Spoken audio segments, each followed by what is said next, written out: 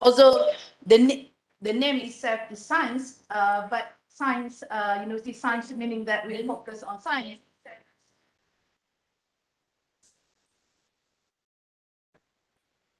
Okay. Tak boleh lagi ni.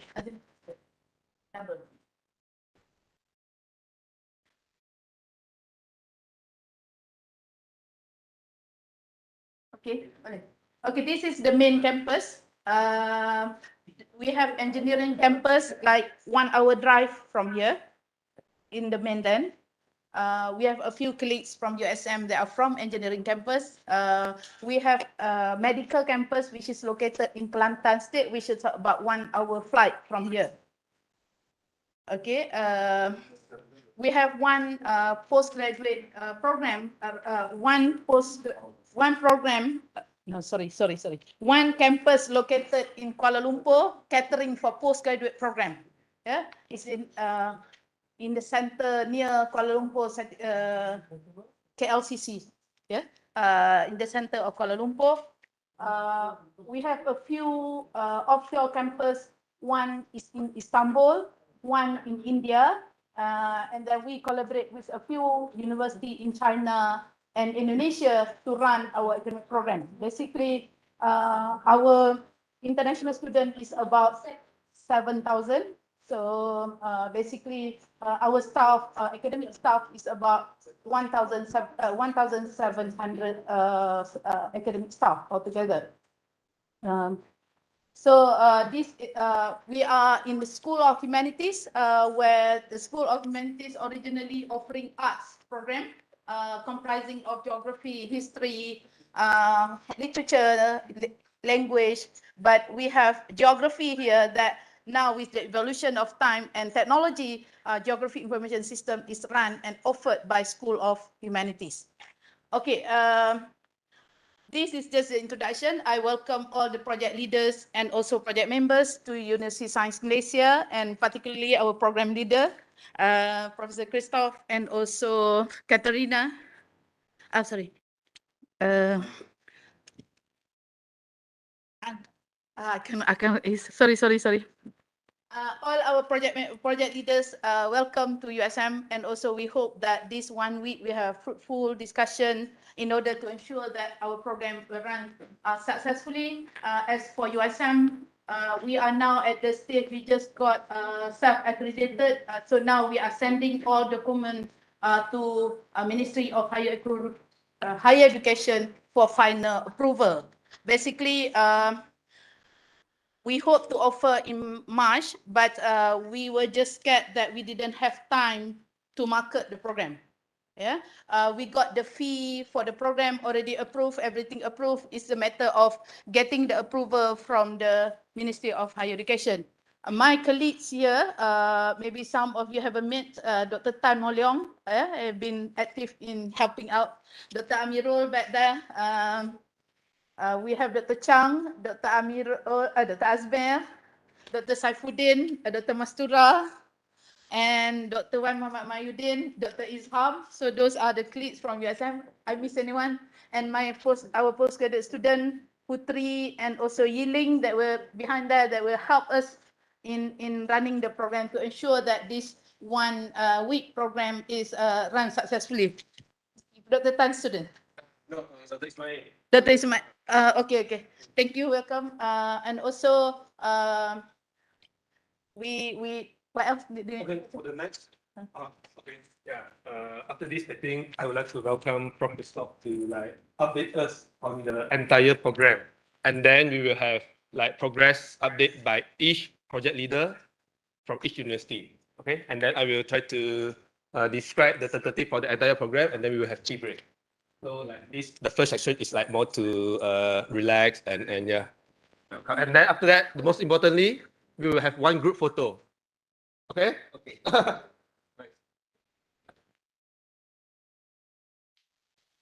You have to hold this My computer to this. Or do you have slide?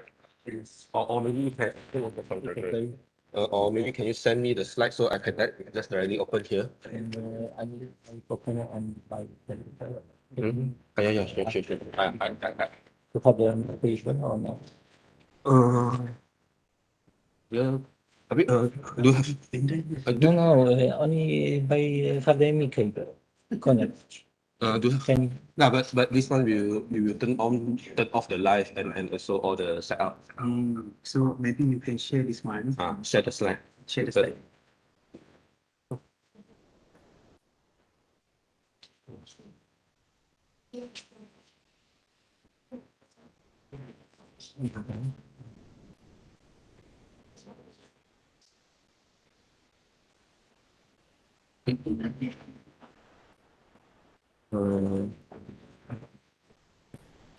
Where is the document? it's this one. No, this one. Oh, it's- I made the mistake. it's this one. Five. Okay, this one. Yes. Copy. Copy to your right. But for no, oops. Oh, here also can. This one is send to the pen drive. Send to E. is BS. Let me think. Okay. Oh, no, we don't let it go. Something. Because it's 64 gigabytes and I could use program 30. Maybe look at the maybe we use our pen drive as a friend. And then you have a cheat page.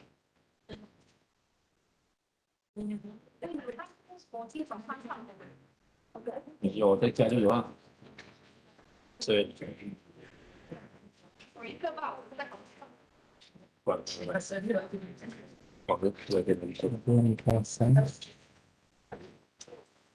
我的那个分家。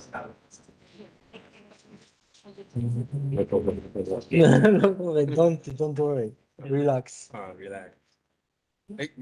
It's okay. It's okay. You try. Okay.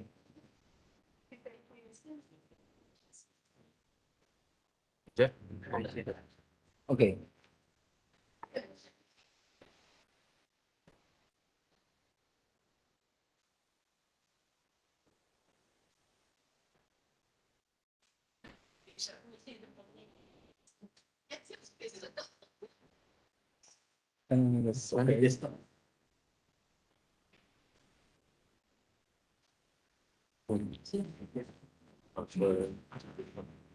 So they're holding this. Hello? Hello? Hold it. Hello? Maybe you need holding this in order so that the sweeper will follow you. And the camera will follow you. You just hold or you just hang out. Hang out the pen. Just put in your pocket. Yeah. So that camera will follow you. Okay, thank you.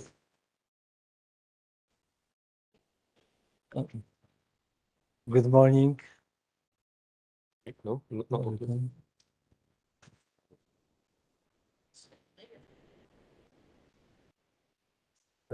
Just stop. Just stop. I think it's maybe you just stop. Okay. Hello, everyone. Good morning. Nice to meet you in real time and real world, face to face. Nice to meet you. Welcome. It's pleasure for me to meet you here. We meet last year many times, and I can say I meet with you like with my family, because we have contact via email, via WhatsApp, via Zoom platform. Nice to meet you. Welcome. Yeah, it's working now. Okay. First, I like show some information about our project and status of this project.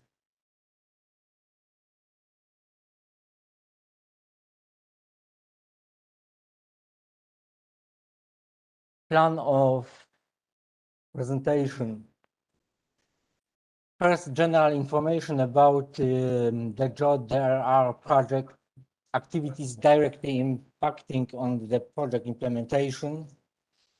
Presentation of the updated schedule of work packages and their status. Additional information about the project, risks and hazards. First, general information about our project.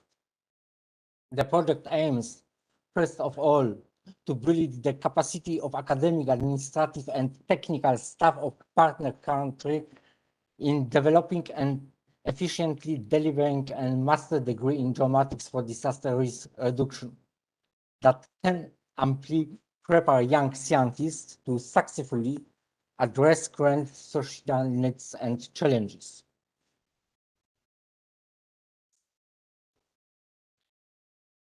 The material that will be used for the training of staff will be freely available in the virtual GIS for VRR learning environment. With any author staff member who wishes to build their capacity will be able to do so through asynchronous distance learning. The project targets are undergraduate and or graduate students of engineering schools, information technology departments, environmental sciences, and authors who wish to study on the use of the latest technological developments of geoinformation science in identifying natural hazards, reducing the risk, and managing and recovering from natural disasters.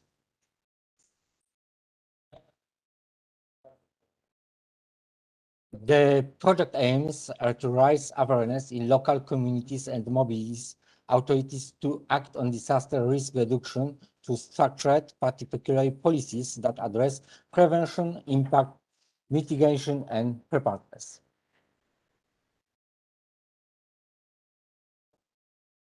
The project also intends to develop links between academia and the labor market, especially by adequately equipping future professionals with all the necessary skills to thrive under constantly changing circumstances.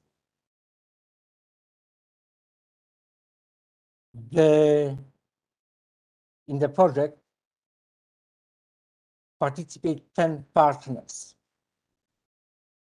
from Silesian University of Technology, from Xavier University, from University of Cordilleras, from University Utara Malaysia, from University Sains Malaysia, University of Battambang, Svayrieng University, University of Alicante, University of West Attica, and from Nobel Group.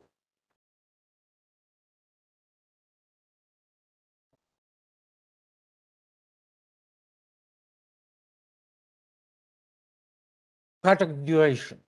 In accordance with the ICEA A4 E+ decision, the duration of the project has been extended until 14 November 2024.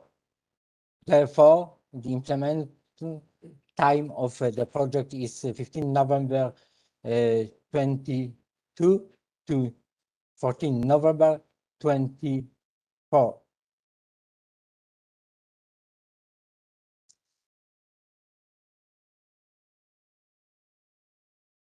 The structure of work packages and subtasks in primary version. I sent this information to you about 2 months ago.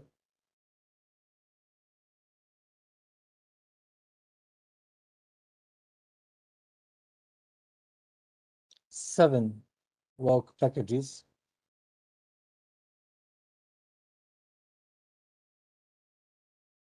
Activities directly impacting the project implementation. Implementation times for work packages.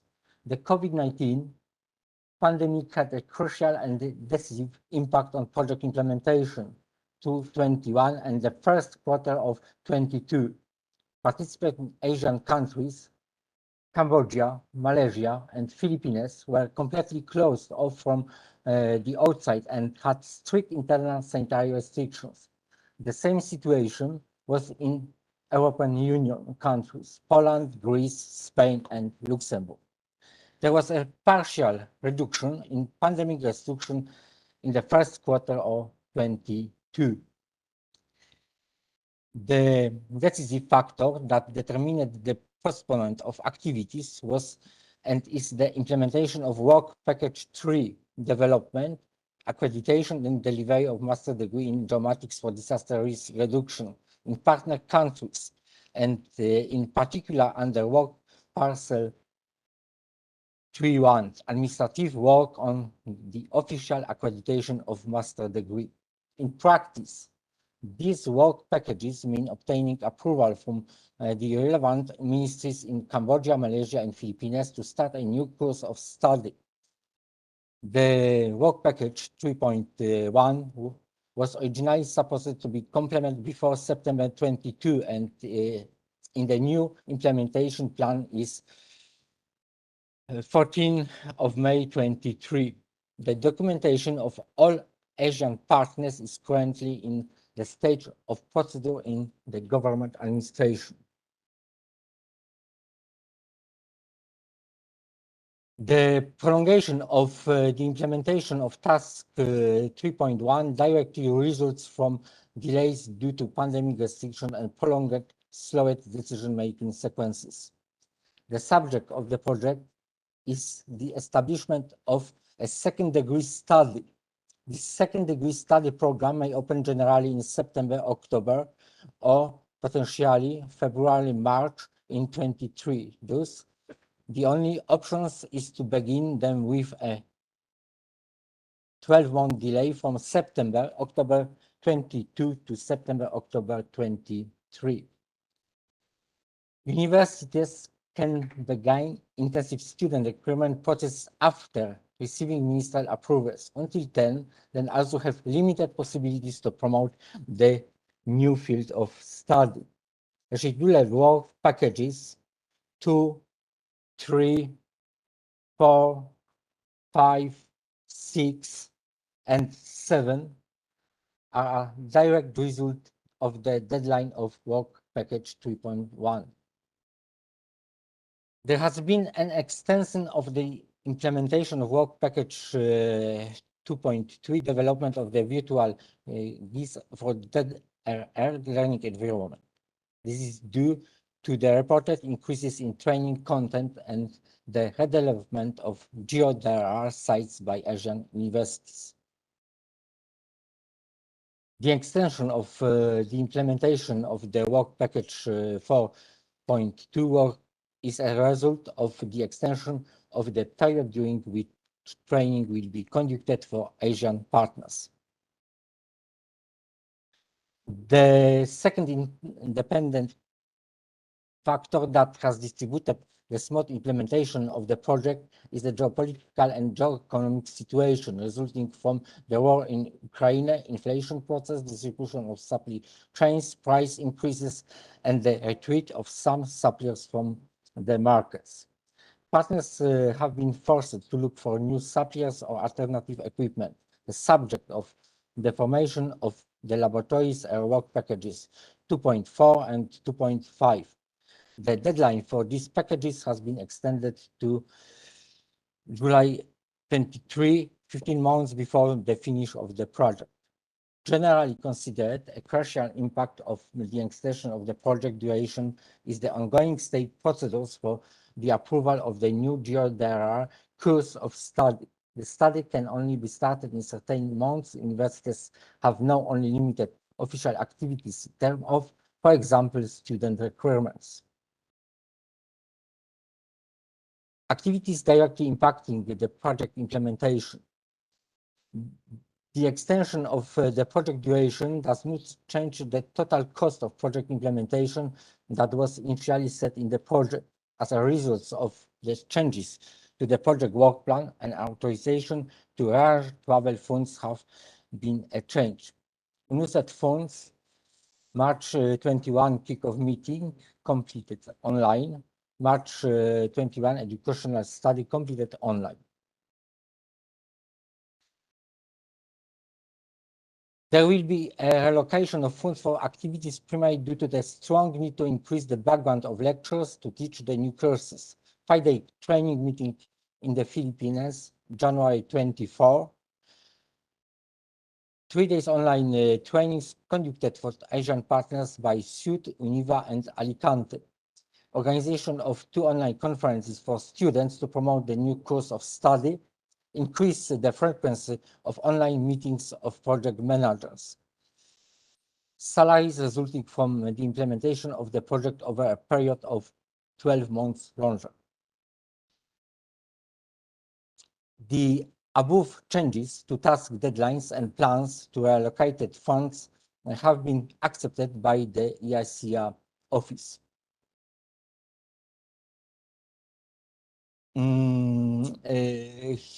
Here are information about updated schedule of work packages and their status, with some comments from you and my side.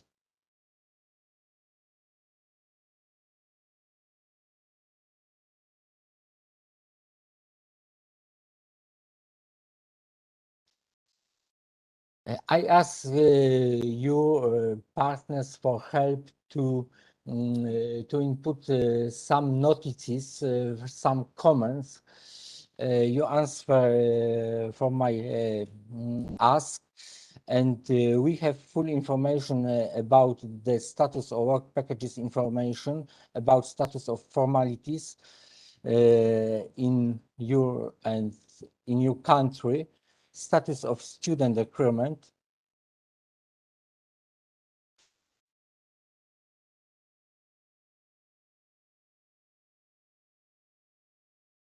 and additional information about the project. Laboratory equipment. The laboratories are being equipped. Change and adjustment are taking place. Changes are related to price increases, inflation in Europe, and the geo-economic situation, broken supply chains, sellers withdrawing from the market, etc.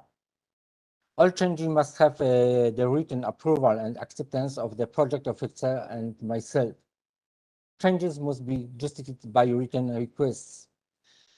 The vast majority of purchasing changes receive approval.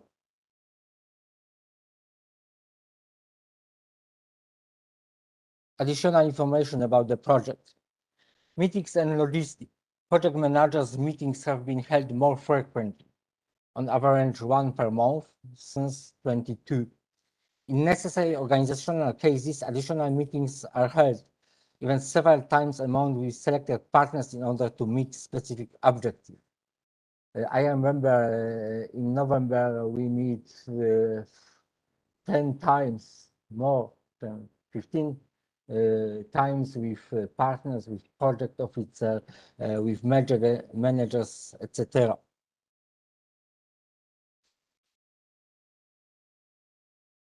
The main contact is by email. The other main forms of contact are Facebook and WhatsApp.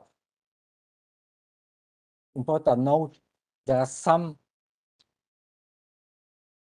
misunderstanding regarding to the delivery reading of emails. It's a problem because we can't meet face to face, and sometimes, unfortunately, some emails lost.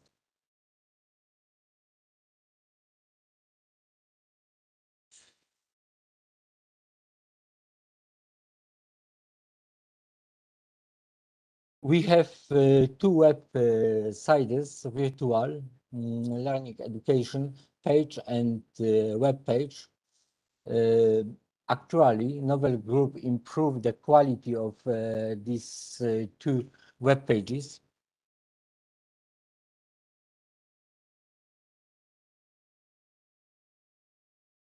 We communicate with WhatsApp and Facebook. All our materials, files, and folders are in Google Drive. some issues for improvement. The modeling of the web and the virtual platform is underway, and additional knowledge library. We need some discussion to optimize the content of news posted in the media. The next part of information is information about indicators of progress on Google Drive.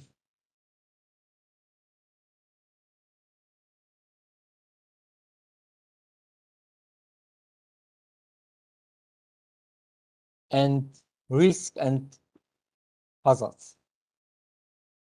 Independent cases and with pandemics, exacerbation of the geopolitical and geoeconomic situation with consequences in Europe and Asia included price increases, stoppage of formal procedures for the accreditation of geodr specialties, need for changes in study programs, obtaining sufficient numbers of students at partner universities, proper preparation of the subject knowledge base for lectures, loss of opportunities for face-to-face contacts during meetings, trainings, real impact on communication between partners. Risk and saving action taken by partners.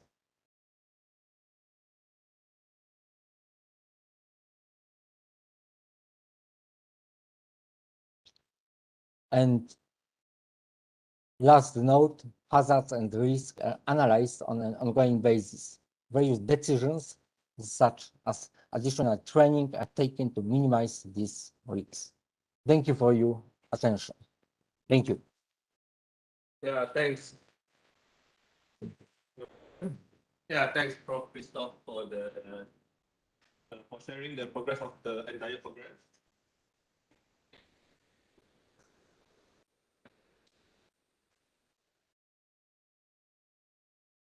Okay, so if you know, this one's fine.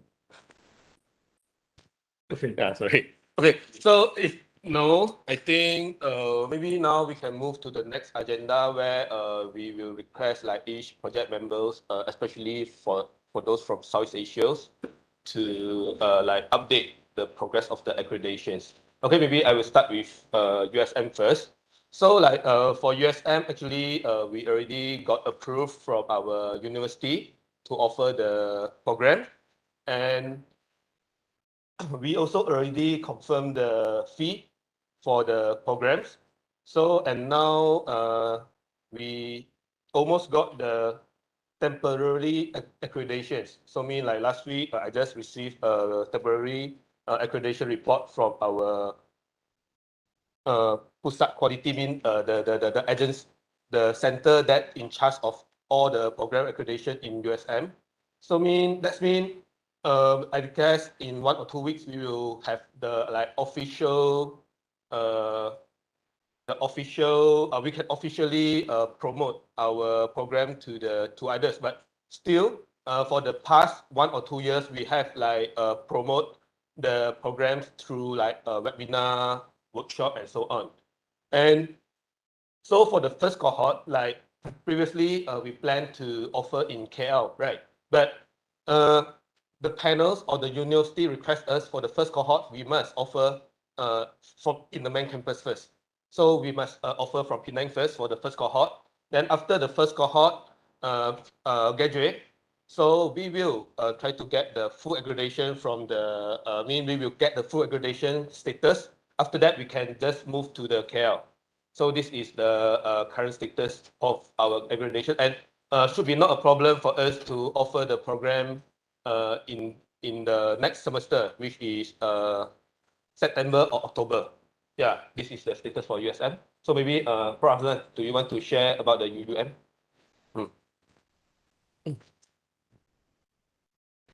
Okay. Okay. Thank you, Dr. Tan, Christoph. Okay, for UEM, actually the UEM and USM are very similar, our process, but USM we are very faster. than us because in UEM we still give a feedback, all right, for the external review, right? So now we are in the process of the getting all the information from our group members that we have to update to the external gain. So after that, then we can submit to the get the approval from the Senate before we can get a temporary accreditation, right? So I think in February we can finish our process and hopefully we can offer this course on the maybe not in March, so maybe on the next intake on the October, yeah. So but one of the advice from the external reviewer is to change the name of the masters. Our master is what we propose is master in geometric, right? For risk of reduction. Okay. So, but they propose not in the master of geometric, but instead change to the master of geo informatic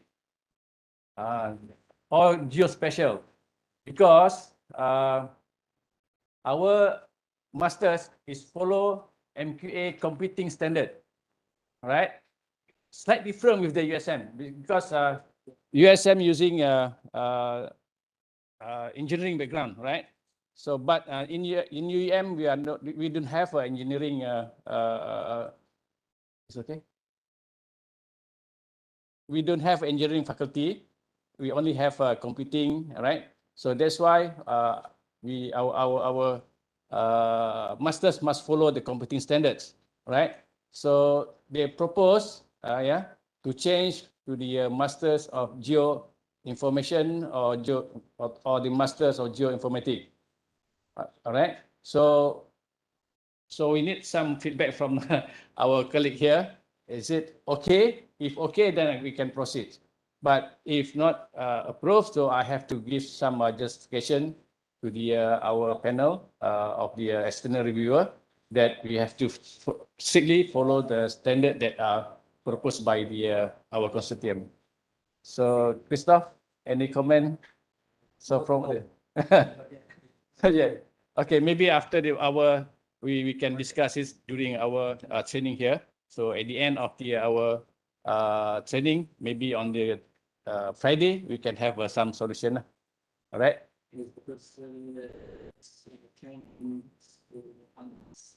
Yeah. Yeah. Yeah, I know.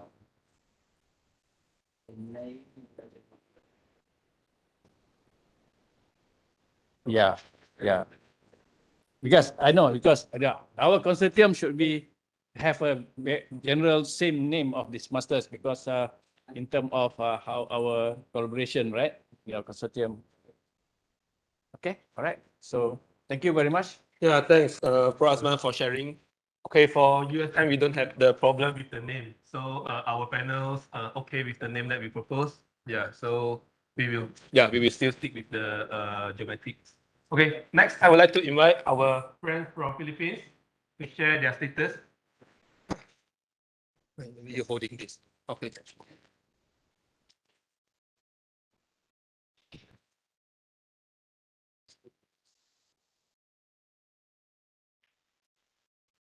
So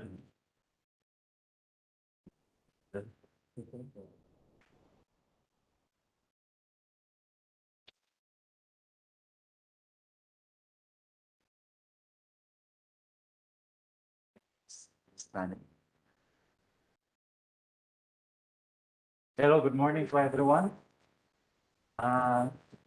Special good morning to our host, the USM. So you have a very nice campus, and it's also very nice to be here in Penang, Malaysia. This is my first time in Penang, but I've been to Malaysia several times already. So nice to see you once again.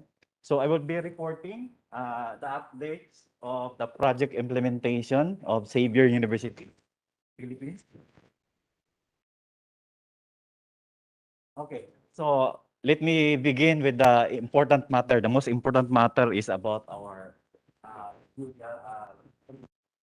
so it has been approved university inside the university, and it has been submitted to our national regulating agency. We call it the Commission on Higher Education. Last start of this academic year, specifically September 2023. So we are awaiting feedback. It's the last step, by the way, in our approval process. So we're done with the university. So we are awaiting for their feedback, and then we followed up last December, but maybe due to the hectic schedule of the holidays in the Philippines, Christmas holidays in the Philippines. So we have not received any feedback yet. So we try to follow up again this month. Okay. So these are our expectations regarding the approval of the GODRR masteral program by the Commission. So the longest wait, according to their process, is actually 2 semesters. So we are finished with the first semester, and then we are now on the second semester. And then we hope to receive that approval by end of the second semester. So that by intersession time, so this is our intersession time, June to July of 2023, we hope to do the more intensive student recruitment activities. And then the Master of GUDRR and Xavier University will be offered to the first batch students by the beginning of school year 2023-24, or that is basically starting August of 2023. Okay, so other curricular preparations that we have done is that we have also ordered additional reference materials for our graduate students through the university library. Although we have already the books and other materials, but we try to improve it some more. So actually, this is a result of our application to the commission. So we also it's a requirement that we improve our collection of books and other reference materials. And then all ordered equipment and software are delivered. Okay, so they are just awaiting to be used by next school year.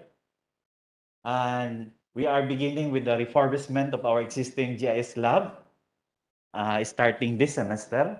And it should be ready before the start of the class of the first batch. It's just minor refurbishment. Regarding promotions, so what we have done and what we have planned, so we have mobilized budget on the subcontracting cost for the development of promotional materials, such as graduate program brochures and the other things, writing of news articles on every GUDRR activities that we have in Xavier. So we have also a website or a web page in our university website dedicated to GUDRR, and then we connect it with the GUDRR main website developed by Novel. So we're going to also improve on it.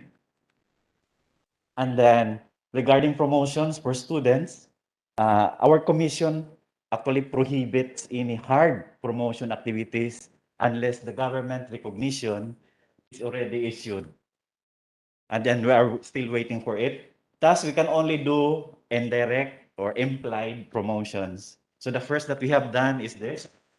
We have presented our DODR program linkage. And together with that, the Master of GODR program that we are proposing during our University International Days. So it has been broadcasted live in Facebook. It was done April 27 of 2022. And then these are the planned promotion activities that that we are going to implement March to May 2023. So research presentation seminar on geomatics and disaster management studies this coming research week of our university. So we are planning to invite undergraduate and graduate students and also other researchers from other universities in the Philippines and also with our network. So we will be sending you invitations on that later. And then we're also planning to have a forum with the local stakeholders, such as the local government units and industries who are employing the professionals that are expected to enroll into our program. So we will have it during our social development week or engineering week. By the way, we have here our team member, Dexter, Engineer Dexter Law, who is the Vice President for Social Development. So we really hope to be able to do this properly under his leadership. And then we are also doing targeted information caravan to specific stakeholders to really supplement all of these promotion activities that we're going to do this school year. Another thing is that we would like to ensure viable enrollment because this is really the main challenge when it comes to sustainability and viability of the program. So we will work on obtaining scholarship grants from local government units and other funders. And then the second one is the most important because this is really also supported by the Commission on Higher Education. And we want to do this together with our colleagues from the University of Cordilleras. So as soon as we got our programs approved, both of our programs approved by CHED, we will apply it for this scholarship venue. We call it CHED CCAP Scholarship. It is a scholarship program that is intended for faculty members to obtain their graduate degrees. And with this, we really hope to gain a lot of students. So we will be working on this together with Daniel from the University of Cordilleras because there would be only two universities that would be offering Master of GeoDRR in the Philippines, Xavier and University of Cordilleras. Okay, so that's all from us. And good morning and thank you. Thanks for the very good presentations. Yeah. Next, Dr. Natalia.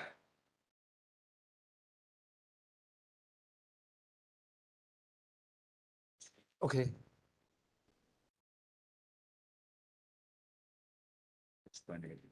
Thanks. That's that presentation.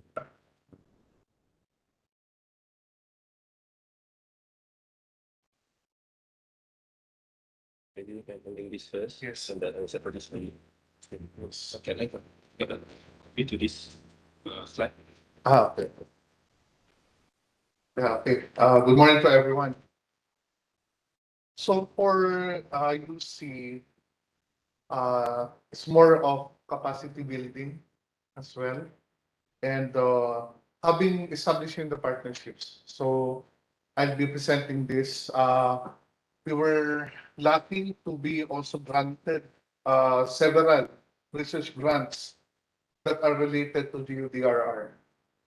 So with this, what we did when we were developing our modules was also to somehow try to integrate everything that we learned from the trainings as well as something that we experienced from the field. Can I download this one? Can I download this slide? Yes. No, because I cannot. I need to download the slide and then copy to this. Okay. So with the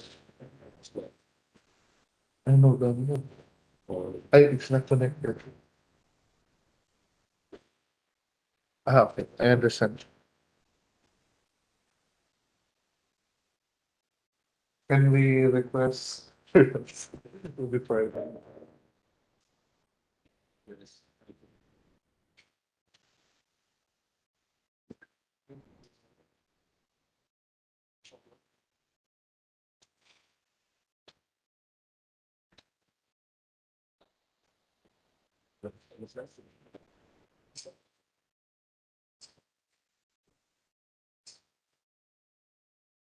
Good morning, everyone. Nice to see you.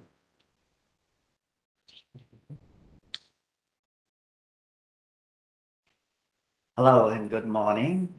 Uh, I am from Cambodia, from National University of Battambang, and I would like to update for my GODR program in Cambodia.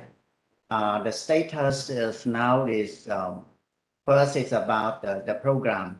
The program the program for NUBB is still in progress because we have several change from our Ministry of Education, Youth and Sport, and another partner, University of Smiling, is already approved, and I hope when I come back, it's already done. Yeah, we have changed a lot, change and change and change. Yeah, and after we think that our promotion that will start in March, during March of this year, and as our plan has already done, and lecturer is still in building their capacity in GODR. Yeah. I think that's all for our University of Battambang. Yeah, thank you.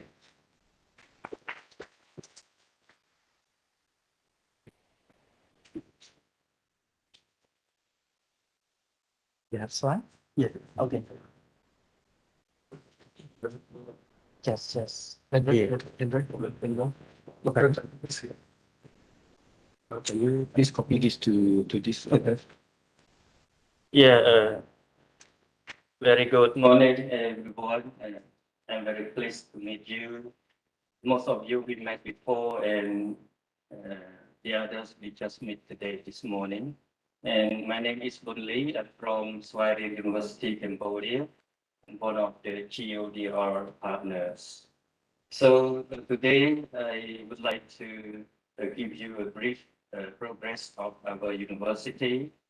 So like our colleague mentioned earlier, that we got the approval from the Ministry of Education, Youth and Sport in November, 22nd November. The Minister of Education approved on our request, our course to run for the 2023 in March, we hope, and we have a lot of more preparation to do. And so far, we also have organized two important workshops, dissemination and marketing workshops. Like in July, we organized the marketing workshop with the provincial departments in Swahili province. So from the workshop, we find out that there are more key participants from the provincial departments, like the Department of Information, Department of Water Resources, Department of Agriculture, and Department of Rural Development, etc. So most of the key provincial department in the province, they join our dissemination workshops, and they showed their interest to our course, and there are some questions regarding the fee and how the course will be running. And one more thing that what we have to do. So for us, we haven't purchased any lab equipment yet, because we have some change from our initial proposal and from what we have discussed. So there are some change, and it is difficult for us to find the software that will be used to fit with the other equipments. And that software, it's very hard for us to identify. And if we could not buy that software, the other parts of equipments will not work. It is like that, so we need to find out, to figure out that later on. And we hope we discuss this with Dr. Christoph as well. And one more thing that is very important for us to do is the enrollment. So we have to discuss about um, uh, the fee, and also I think we need to organize the committee for the enrollment, especially. We have decided all the criteria how to recruit the potential students already, but it's only in the paper, so we need to make it realized. And for example, the examination, the English requirement like that, and the basic knowledge of GIS like that. So we can identify and recruit the qualified candidate for our course. And one more thing, when you scroll down a bit, because we got some questions from the participants who joined our marketing and dissemination workshop, but we expect that they might be facing difficulty to pay for the fee, and we think that we are trying to find a partial scholarship from possible partners, especially we are thinking of the governmental body who can support some kind of scholarship to the students who are government servants, especially they are working for the government in the provincial level. So we are trying to work out on this, whether we can find some scholarship, and the student they pay some part and we give some scholarship, so it might be possible for them to enroll for the course. So I think this is the update of the current situation at Sliding University. And yeah, that's all for my presentation. Thank you very much. Okay, thanks for your sharing.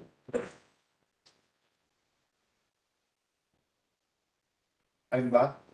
Yeah, you are bad. Okay. Sorry. All right. So for UC, it's establishing our capability, aside from trainings that we have, also the equipment. So we have counterpart from the GODRR, but again, as I mentioned, we're lucky to have projects and grants from our government. Okay, so just moving forward. So we have the GIS Innovation Lab already established in UC. And from there, we already established partnerships as well to our community.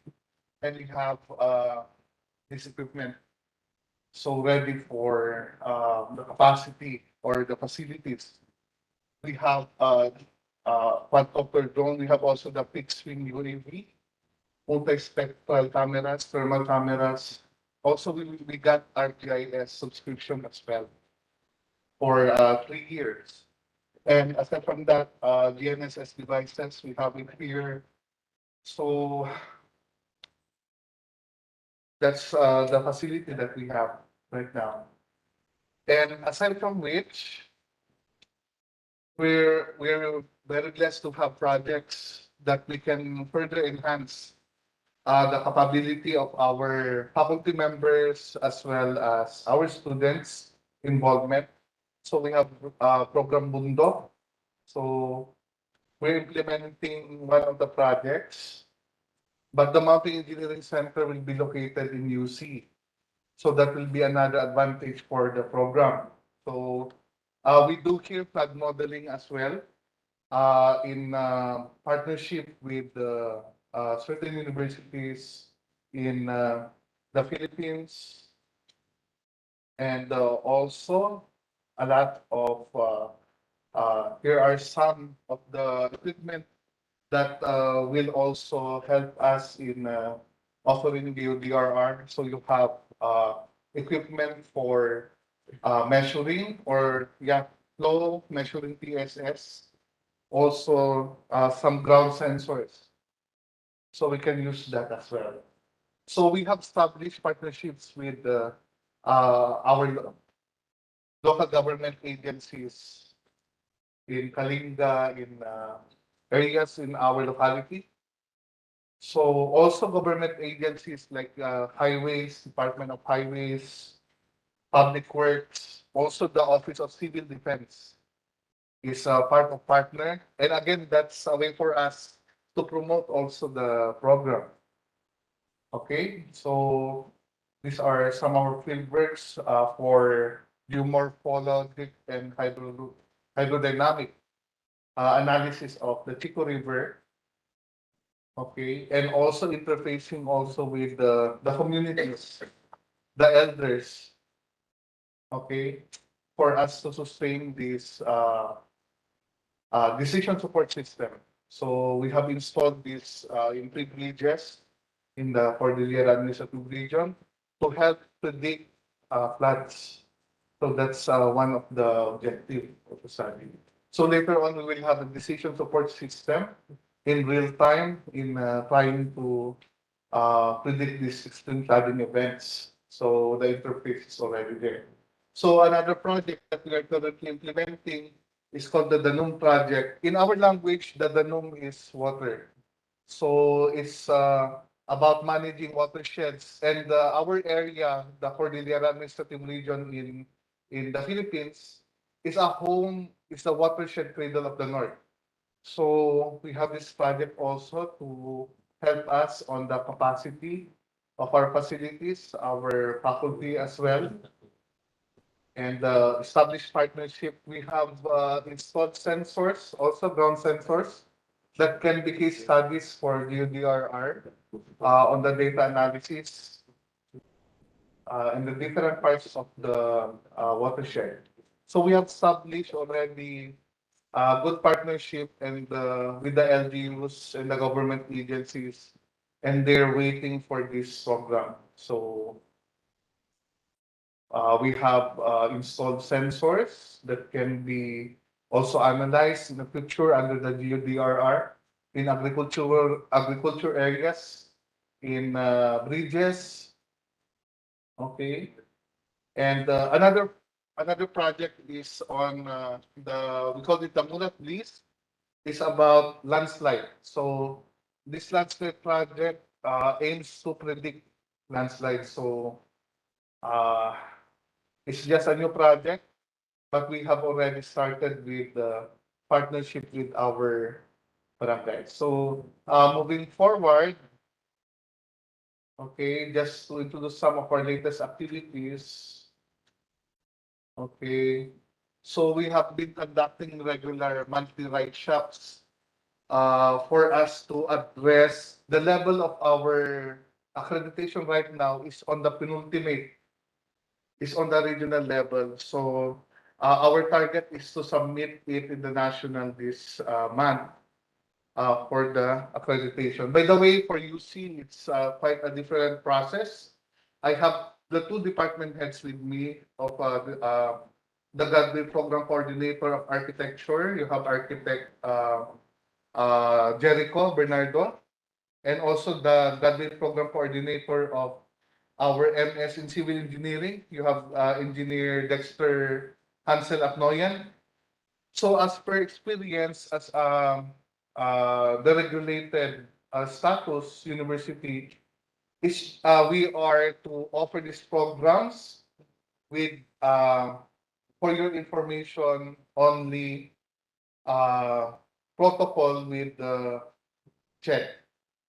So it will take us less than 6 months for the program to be approved. This is the expectation. So moving forward, also, last December also we had a lineup of trainings with the Department of Interior and local government in CAR on their local climate action plan.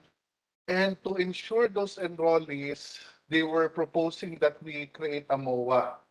So we will undergo this process this first quarter to ensure the enrollees also. So I have also referred this to Xavier that it will be effective. Then we will have this DILG personnel. They need geomatics in their jobs. So it will be a captive market really for the program. Okay? And other capacity, related capacity building activities, also in AI and yeah, with DOS, yes. And also we have conducted as one of the promotional activities, the first Mountain Engineering Summit in the Philippines, together with the Department of Science and Technology. And this is one venue where we also somehow shared our program to in a nationwide scale. So Mountain Engineering Summit.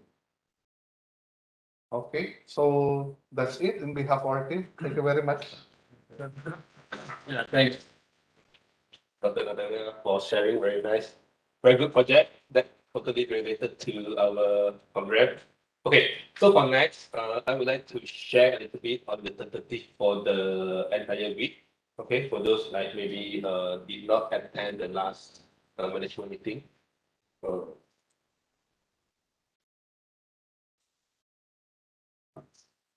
Okay, before that, do European partners have any questions to us?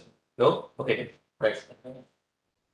Okay, okay, we are here now, so I just directly skip this and directly go to the tentative. Uh,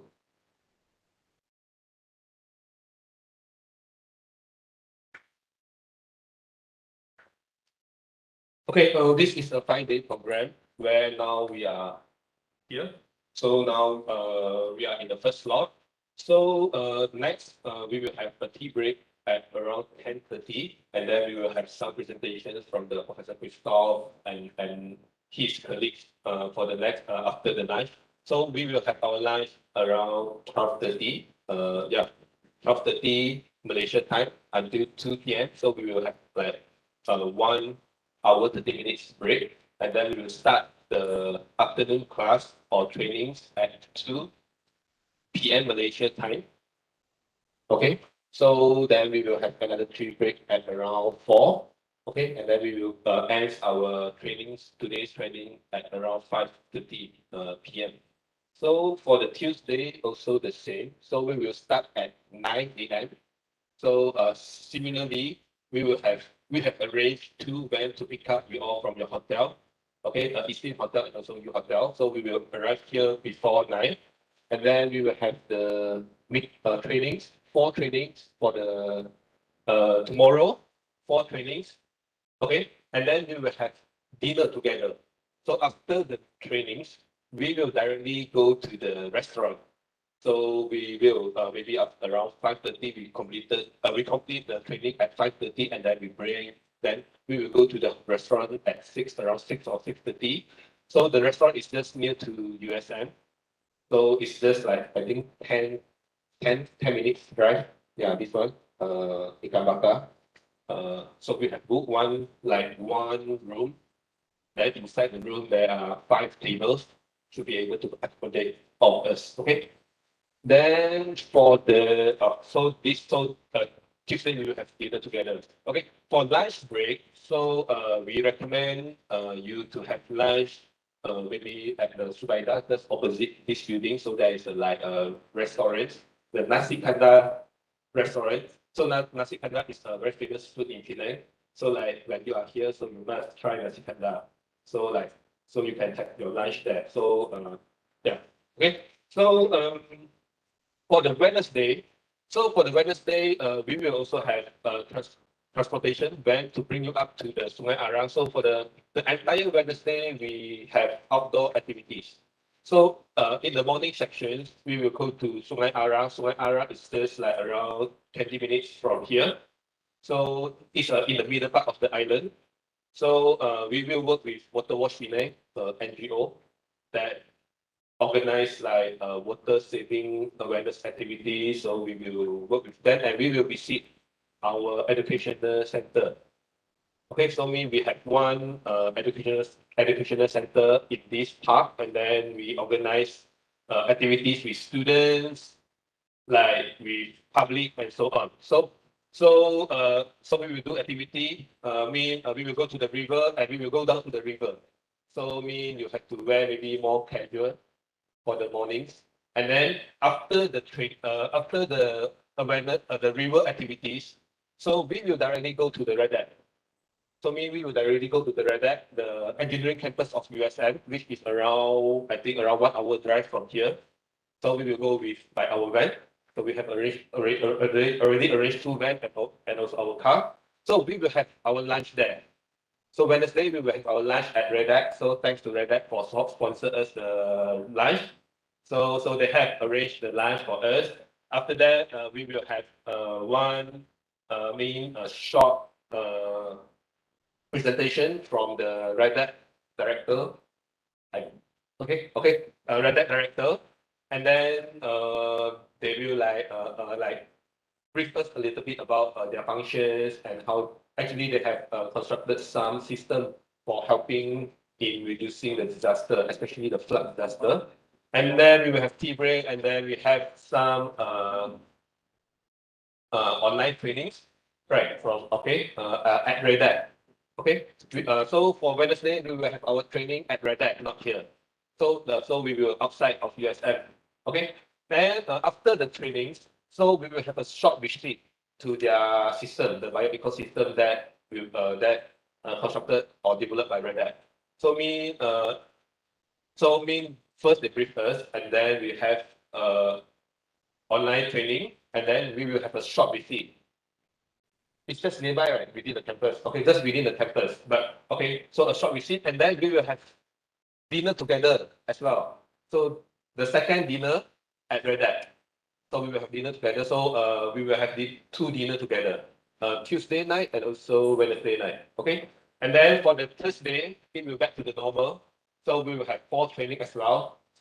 Start at 9 a.m. Okay, until 5:30. Okay.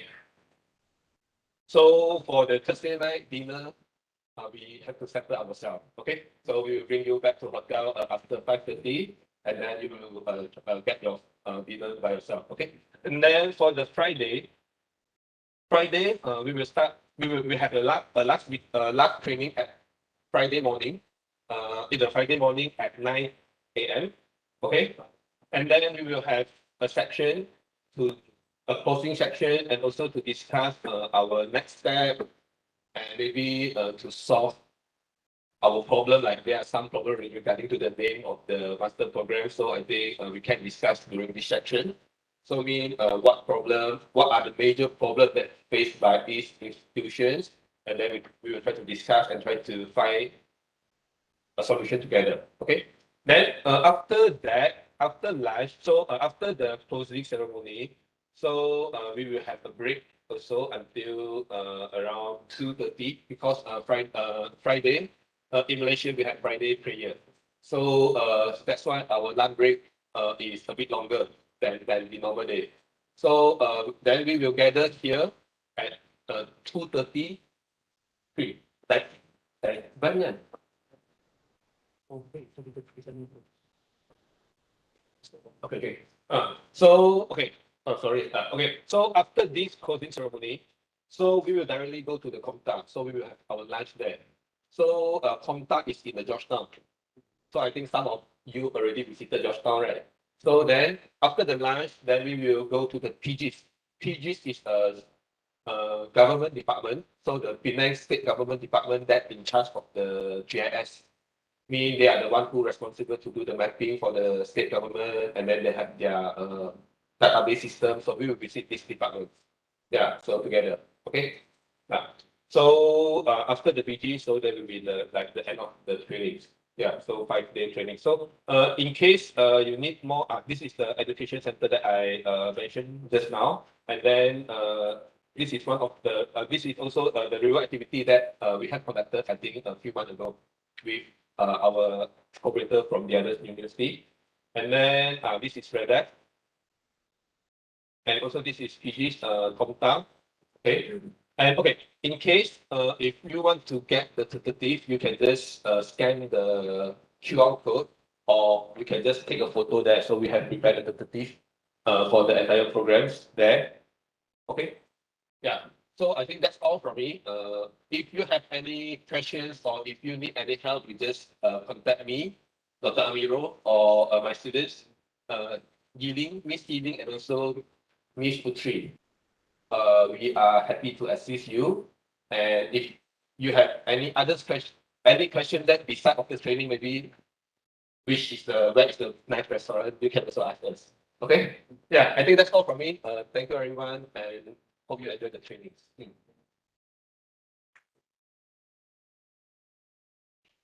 So I think now we can have a break first. Yeah, so we have prepared some drinks, coffee, and also tea back there.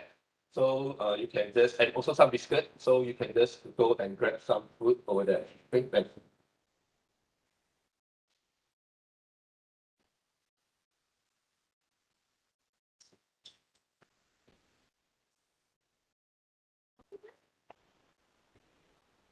So in case you want to go to toilet is just open this lab. Okay.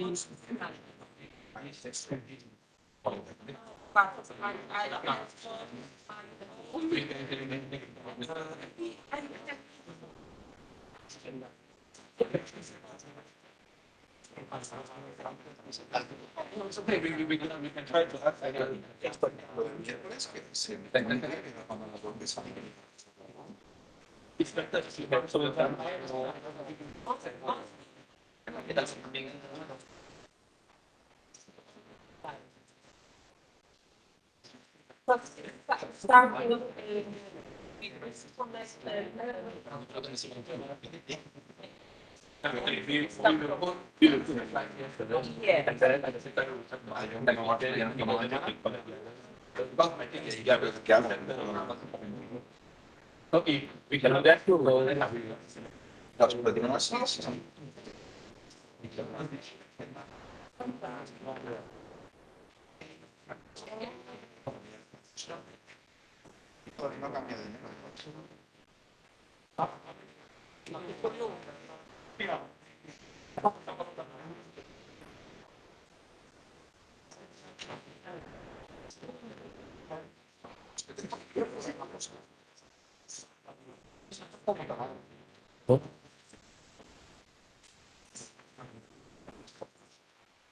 This one is for you.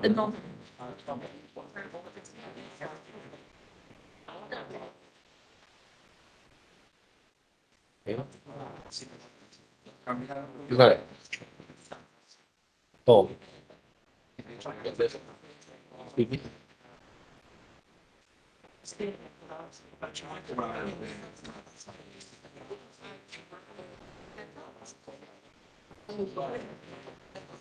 Maybe I can't find easily this function or something like that. Okay.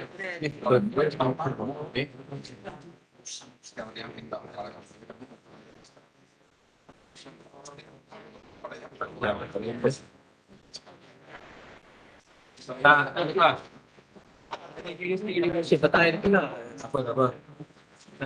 Thanks. Sudah datang. Apa dia boleh?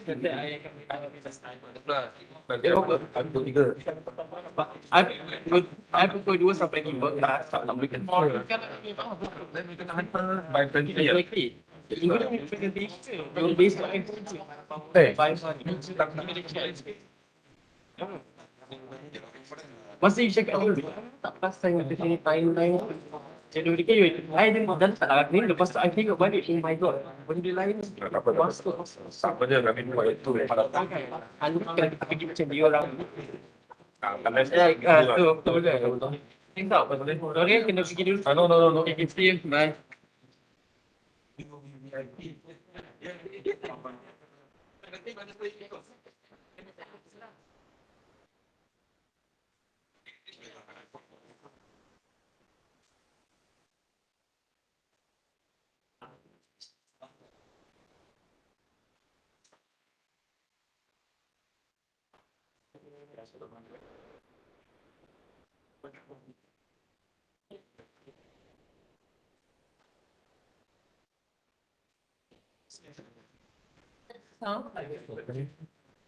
To będę pokazywać pierwsze ze slajdów, pokażę mi robić tutaj, a tu muszę te wszystkie pluginy instalować. Mogę nie mieć któryś funkcji, więc chyba bezpieczniej będzie z prezentacji tego.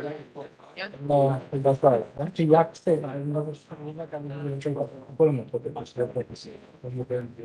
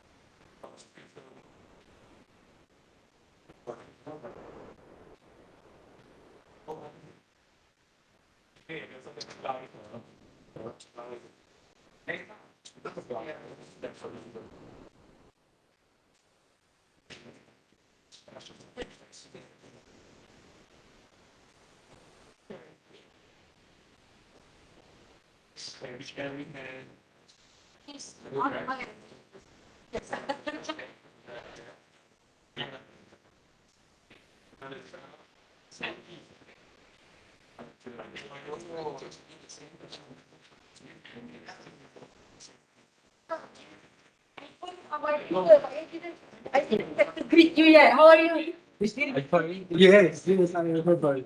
And So when did you reach here? You same with the Green Mountain? yes, On Saturdays. yes. So where have We you? start our with first. That's what I want. Like very. Where did you go? Where did you go?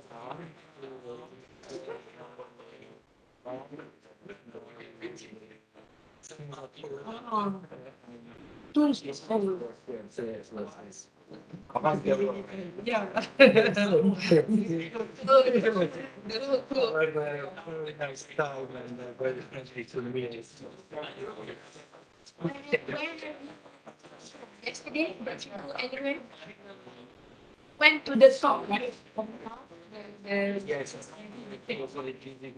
Johnstown and all the pastors. Ah. Oh.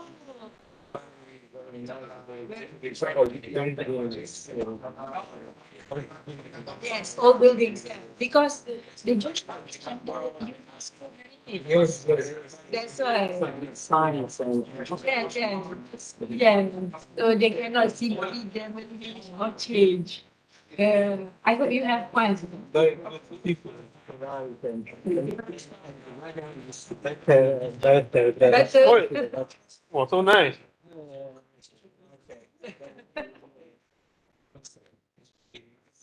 Ah, yeah. Yeah. I think because this one, so maybe June or August will be very fun. Please have good time. Because that was all parts go according to this program, you know, say. Very good. Yeah, hopefully we can get new students. We talk dulu.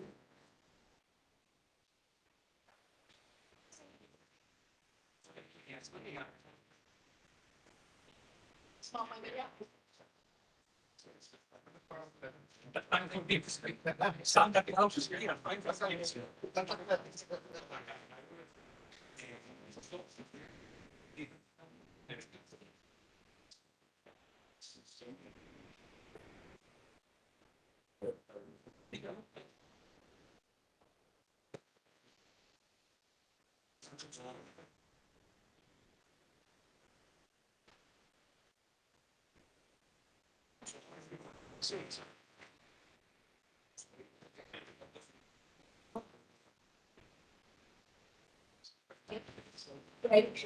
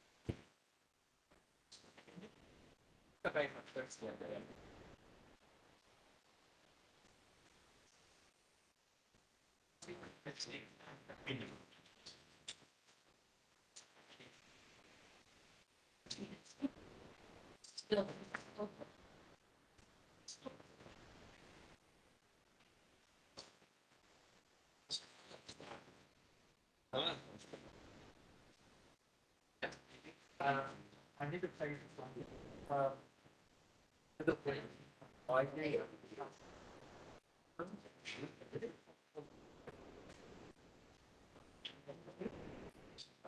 All the we can look at them and all the videos.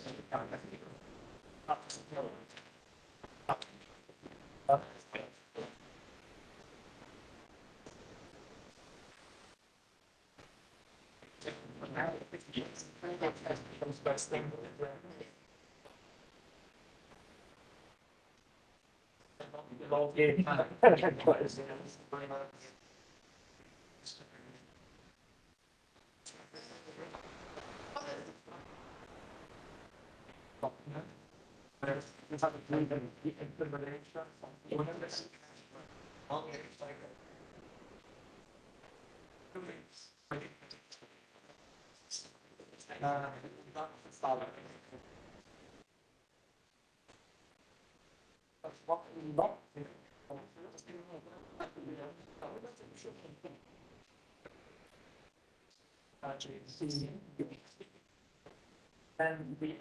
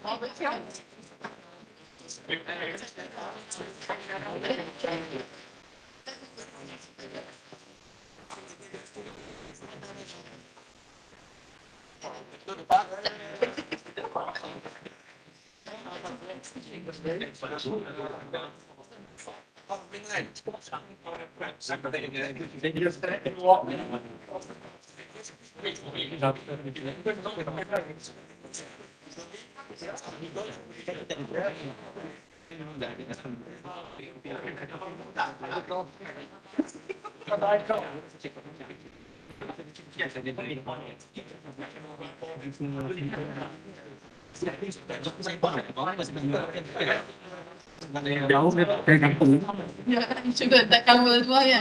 Tak apa. Boleh balik depan PPK kita. Boleh? Tadi kata tempat PPK lah.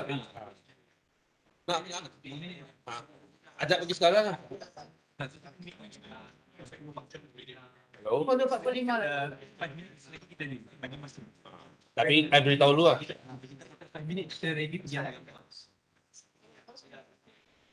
Hello? Yeah, hi everyone. So, hello. Yeah, like 5 minutes after this, so we will go to the PPIK office. So we just about 1 minute walk to our main office there. We would like to take a group photo there. Okay, after 5 minutes. Okay. Yeah.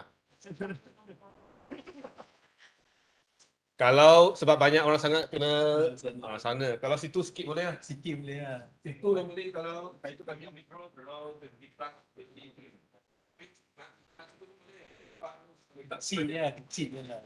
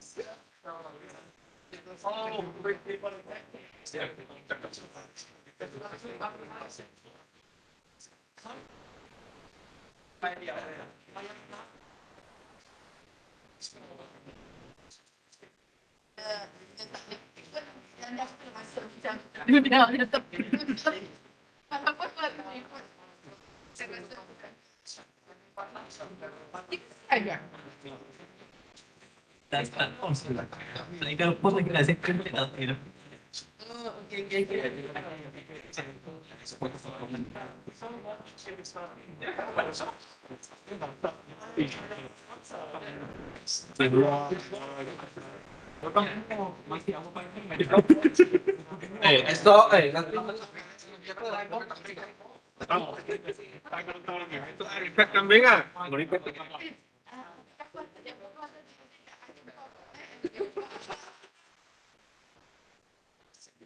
Shall we go? Some of us. Photo, take a photo.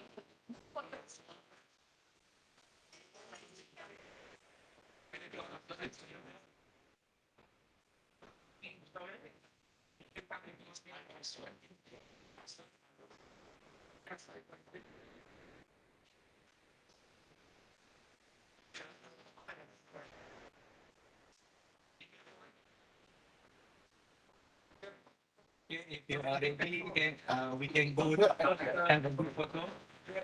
You can leave your belongings here, no problem. We can,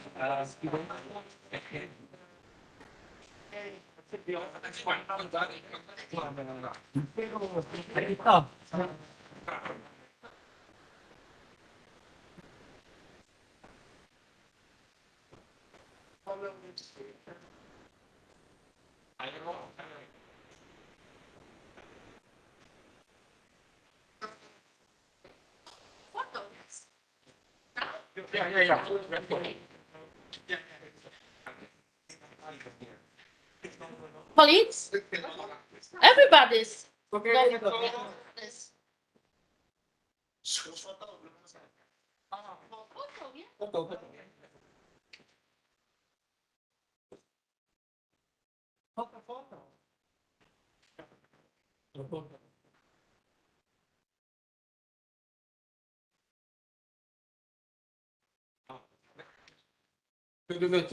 jangan apa-apa.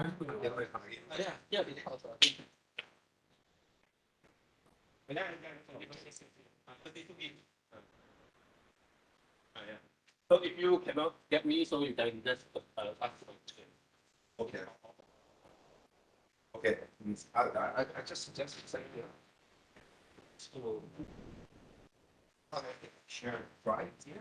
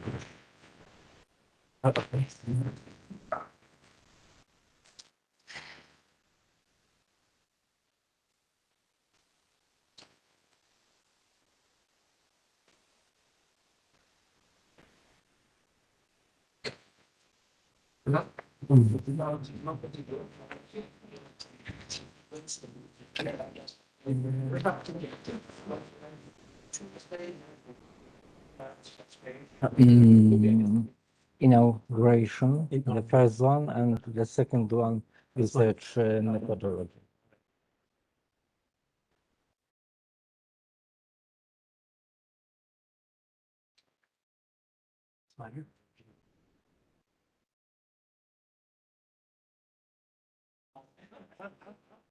So I open second one. Yes. So once finish the first one, Yes. open the second one. Okay. So this is the first one.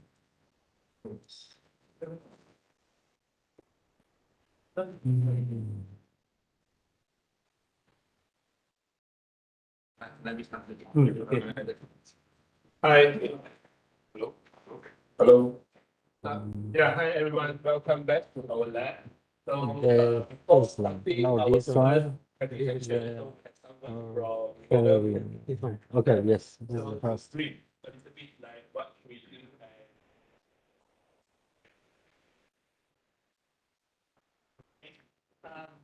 Note that we don't wait to Friday on some technical difficulties. Could you all send us an email with your problems that you have faced so far? We can resolve them before the virtual presentation. We will be connecting on Friday with our technical lab in Thessaloniki, where we will have a live broadcast of the platform in virtual reality. So we will meet all the difficulties. Is there anybody who hasn't yet logged into the platform? So you've all logged in. And you've all had a password. You have no difficulty. Okay, good. And the next question is, have you loaded all the syllabus on the platform? Have they all been loaded in the mode as well? Yeah. Because if you have loaded them, then we will lock the courses and start the editing. So by Friday, we can have a real presentation. Yeah, everybody has loaded the courses? Okay. I am surprised and pleased. I think Christoph is more pleased than I am. Sorry. I think you should be more pleased than I am if they've loaded all the courses.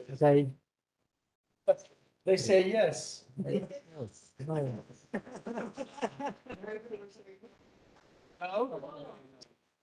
else no? There's one no. No? So two no's. Four no's. Any more no's? Five. You've loaded the publishing, yes. I know the university because we use them as an example. So 5 or 6, okay. If you want to talk to me at the end of the session, I will answer and see why. Thank you. Then we can move. Thank you. Thank you.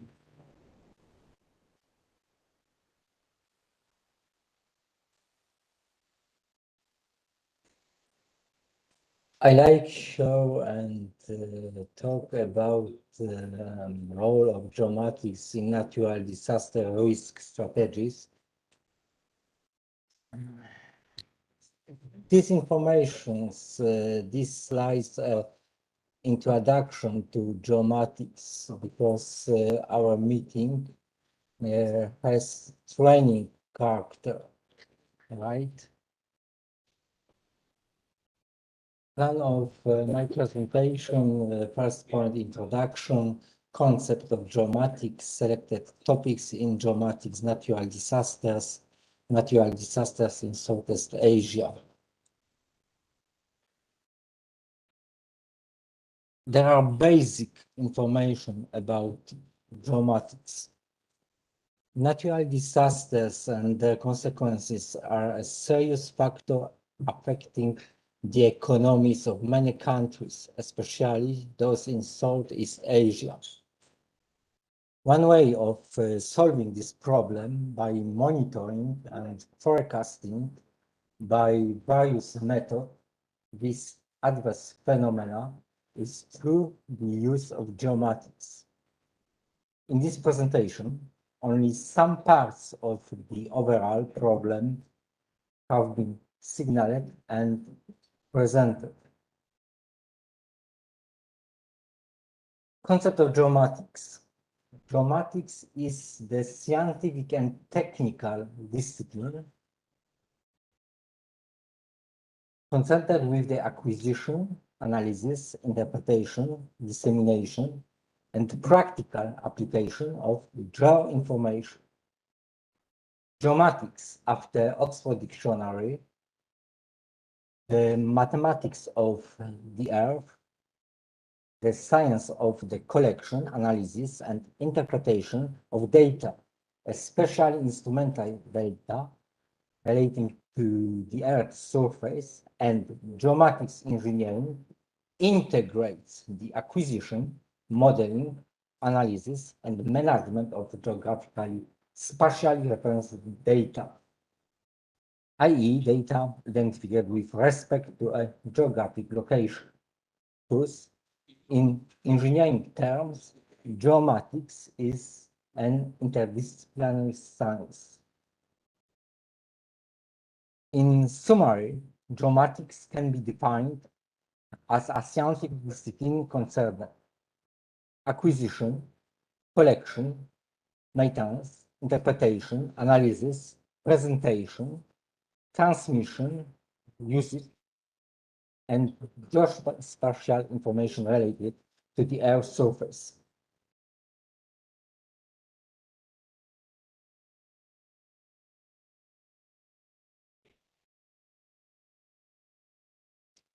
The main line of work in geomatics is to combine remote sensing with numerical models of processes and improve the physical understanding of the phenomena being modeled and the precision of numerical simulations. Insight into the physical processes that are modeled numerically can also be gained from remote measurement. The integration of these two aspects is leading to the development of new approaches to looking at our spatially and temporally complex, highly connected ecosystems. In the simplest terms, remote sensing data can play a role in initializing, verifying, and validating the results of numerical models. In more complex scenarios, remote sensing data becomes an integral component of the model, creating a hybrid form that explicitly considers the spatial interconnectedness of processes in the model environment.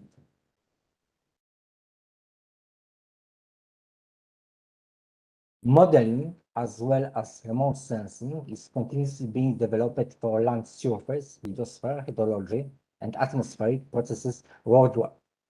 These methods are used to better understand the Earth's interconnected climate system, also in the integration of remote teledetection data into numerical processes and prediction models. Examples of hydrological phenomena: land hydrology, e.g., snowpack flow models for estimating peak energy production, flood warning, and irrigation calculations of total and snow water equivalency input to the model, snow cover area, and snow water equivalent information.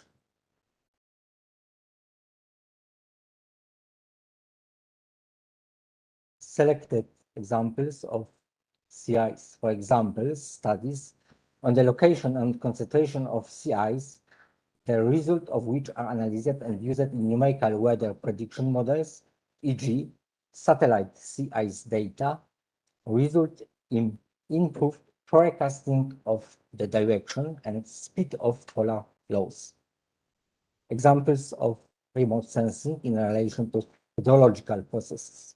For example, studies of sea ice location and concentration that are analyzed and used in numerical weather prediction models, e.g. satellite sea ice data, result in an increase in the quality of forecasting the direction and speed of polar flows.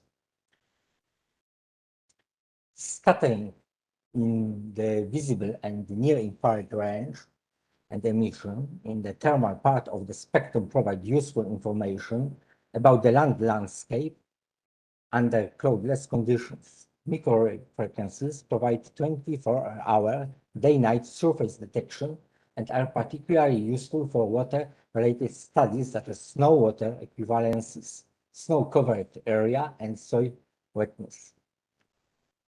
Remote detection of sea ice use a variety of sensor types, frequencies, wavelengths, spatial resolution, and temporal coverage of remote measurements. Example of lithological process.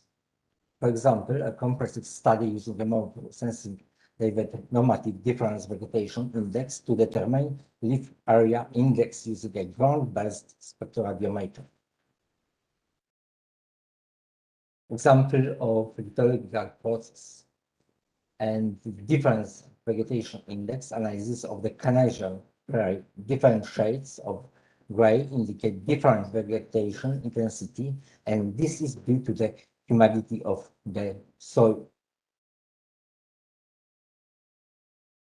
Modeling and monitoring of the interaction between the Earth's surface and the atmosphere, and studies the determination of heat and humidity flows at the Earth's surface are being carried out. These processes are important in regional and global climate models of the Earth's surface.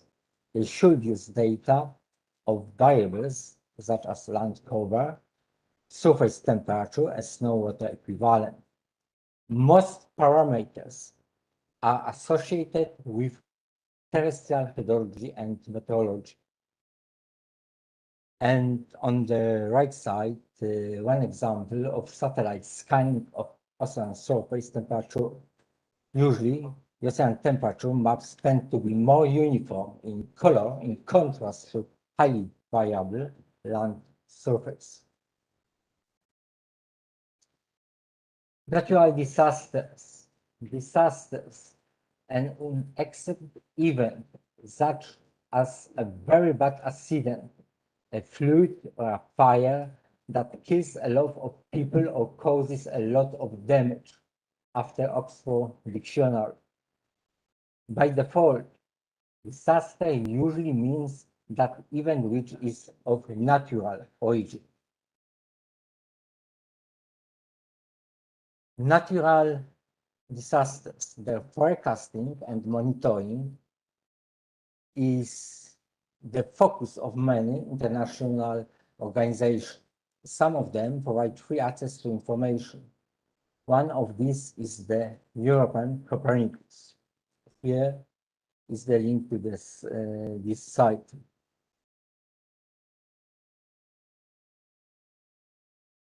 From the Copernicus portal, we have access to, among other things, map for forecasts and flood patterns. Here is Southeast Asia region, for example. From the Copernicus portal, we have access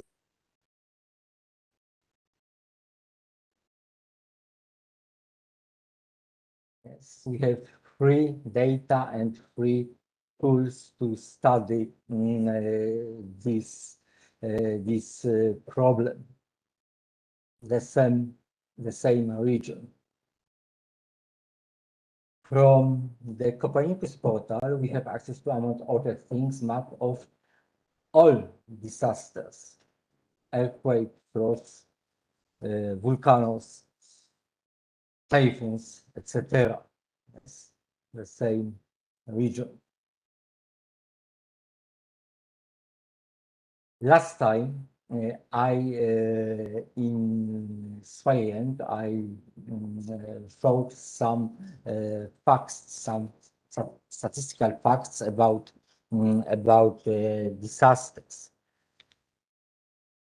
Today, only one slide and information. I took the number of natural disasters has remained the same worldwide for years.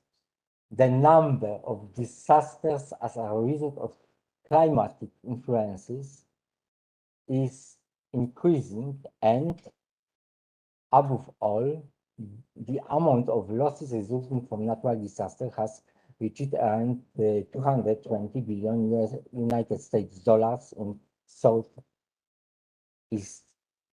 Asia. Information about share of economic losses in percent on the right side, and information about economic losses in United States dollars by disaster type. Drought, earthquake, extreme temperature, flood, landslides, mass movement, storms, volcanic activity, and wildfire.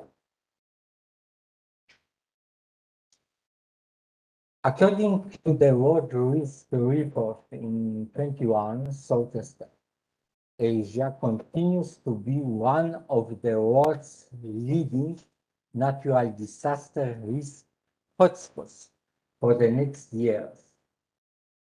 The global community efforts to prevent natural hazards from turning into disasters are guided by the Sendai document, Sendai framework for disaster risk reduction.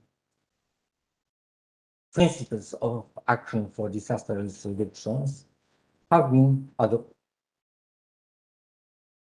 The actions are based on 4 priorities: understanding disaster risk, strengthening disaster risk management to manage disaster risk, investing in disaster risk reduction for resistance, and enhancing disaster preparedness for effective response. GeoDAR project. Given the facts presented and the medium and long-term predictions, especially in Southeast Asia, there is a strong need to build the capacity of current and future generation of scientists in this field. It requires significant reforms in these countries of the higher education systems, which are responsible for, among other things, technically equipping, supplying young professionals with the necessary knowledge and skills to adequately respond to the processing needs of society. International project, Geomatics for Disaster Risk Reduction, implemented by 10 partners, is a response to this need. The Silesian University of Technology is honored to be the coordinator of this project. Its aim to develop and establish a new specialization, a second-degree course at 6 Asian universities, and to create a laboratory and research base for students at these universities. Generally considered, the project is also a response from these countries to the economic losses, and accidents, including fatal accidents, which in the context of a constant disaster factor, have unfortunately become part and parcel of the reality life of these countries. Thank you.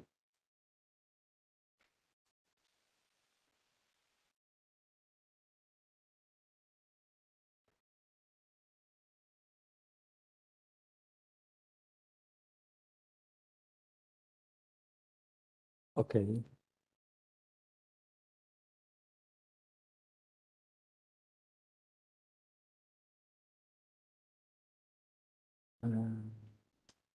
So,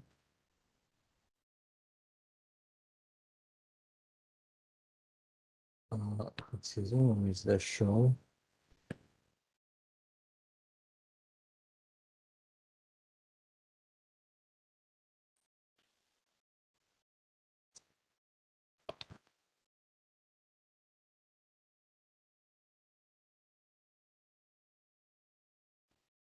Excuse me, I can't find the show button. Show button?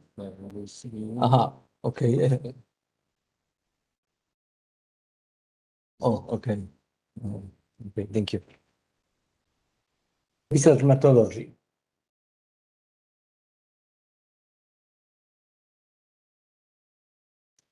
Some introduction remarks. The topic of the presentation is, unfortunately, research methodology. Unfortunately, because when we're talking about the basics of this field, we have to describe many phenomena in words, unfortunately. According to the generally accepted rules of presentation, It should contain graphs, figures, tables, formulas, and as little text as possible. I know about these facts. Unfortunately, in the case of this presentation as a speaker, I have no choice. Unfortunately, it has to be written. Yes.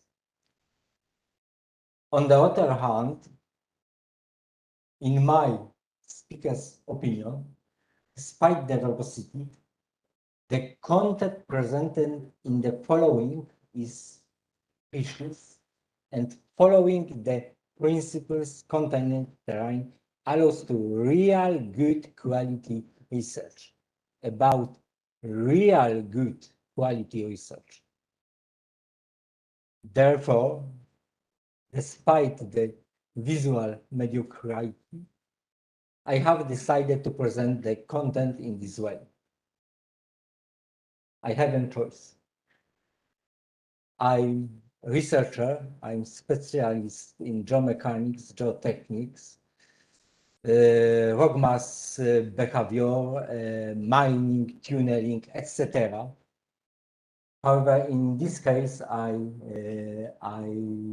have written presentation.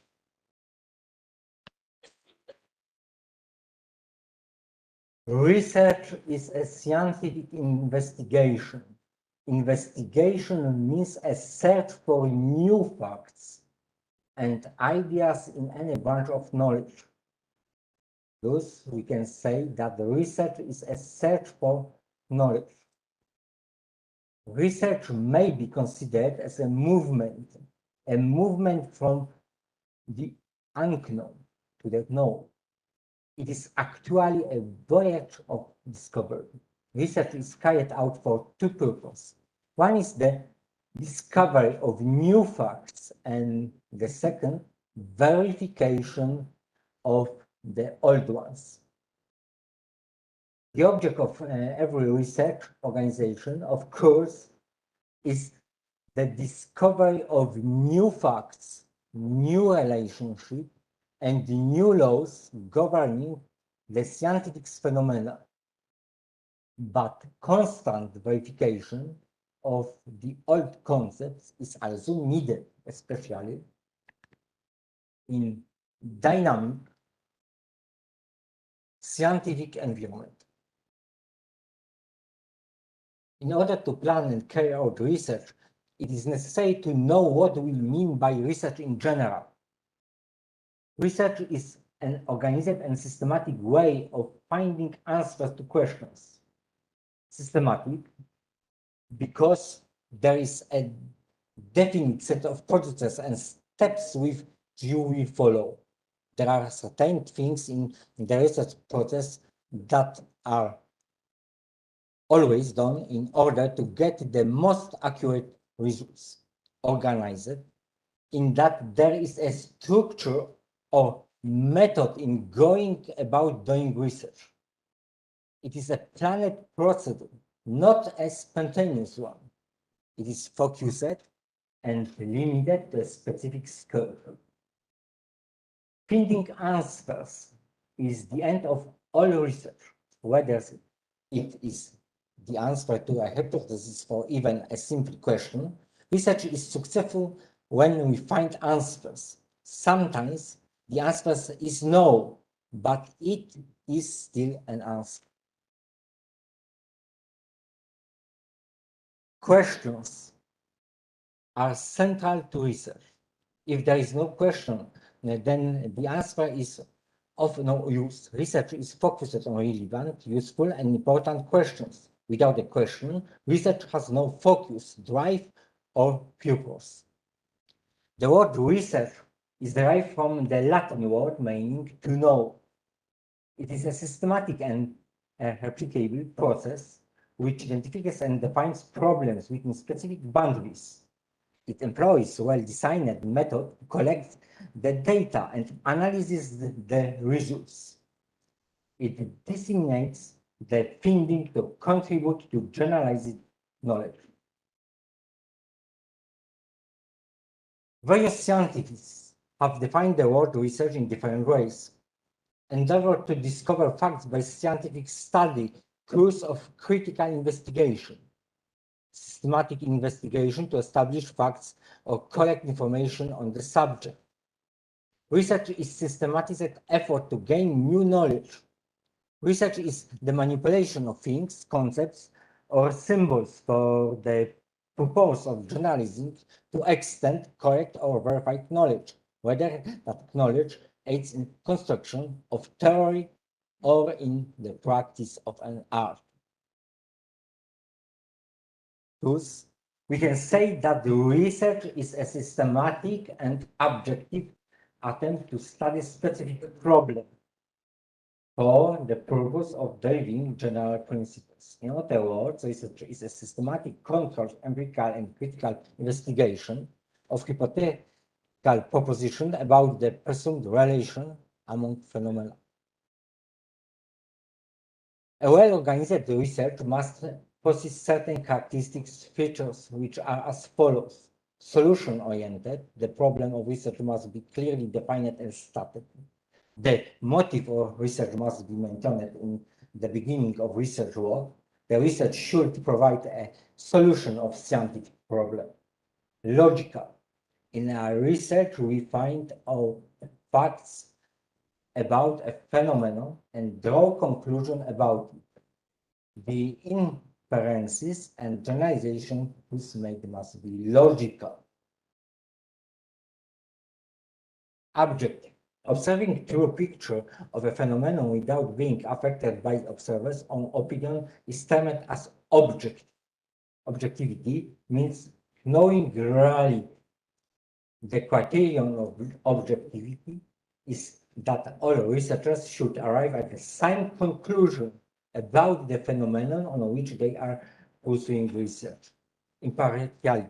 Additionally, research must select data items of individual to draw conclusions to his favor. This brings bias into research which affects the objective of the study. Therefore, a true research must be impartial and unbiased. Accuracy.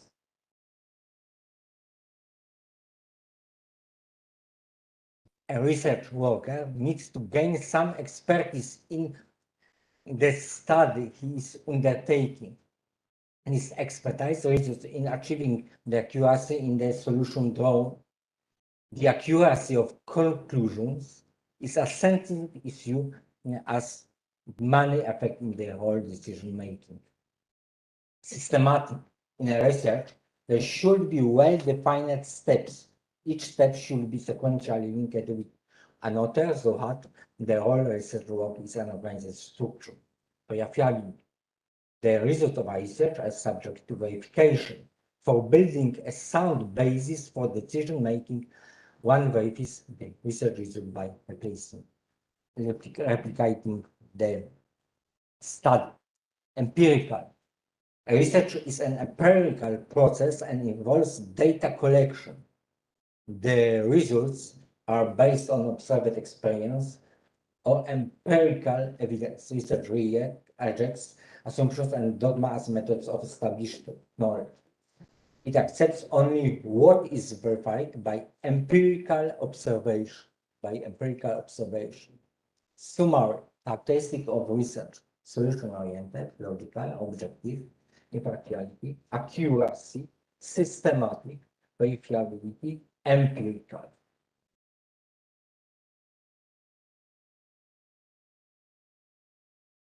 Role and significance of research. A research study plays a very vital role in studying, understanding, and solving a problem. Research is a process of obtaining dependable solutions through systematic and scientific investigations. In the modern scientific environment, where operational problems are of complex nature, research provides a solution-oriented, carefully designed procedures. Research helps us to discover the functional relationship among various phenomena. Research provides us inferences, and generalization that help in forecasting the future phenomena. The purpose of a research study is to find out the hidden facts about a phenomenon. The obvious function of research is to add new knowledge to the existing stock. The objectives of a research study: understanding a problem. The first and foremost objective of any study is to understand, analyze, and explore a problem.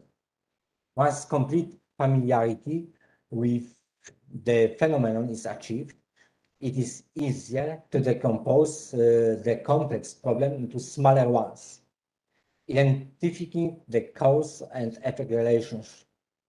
They are interdependent.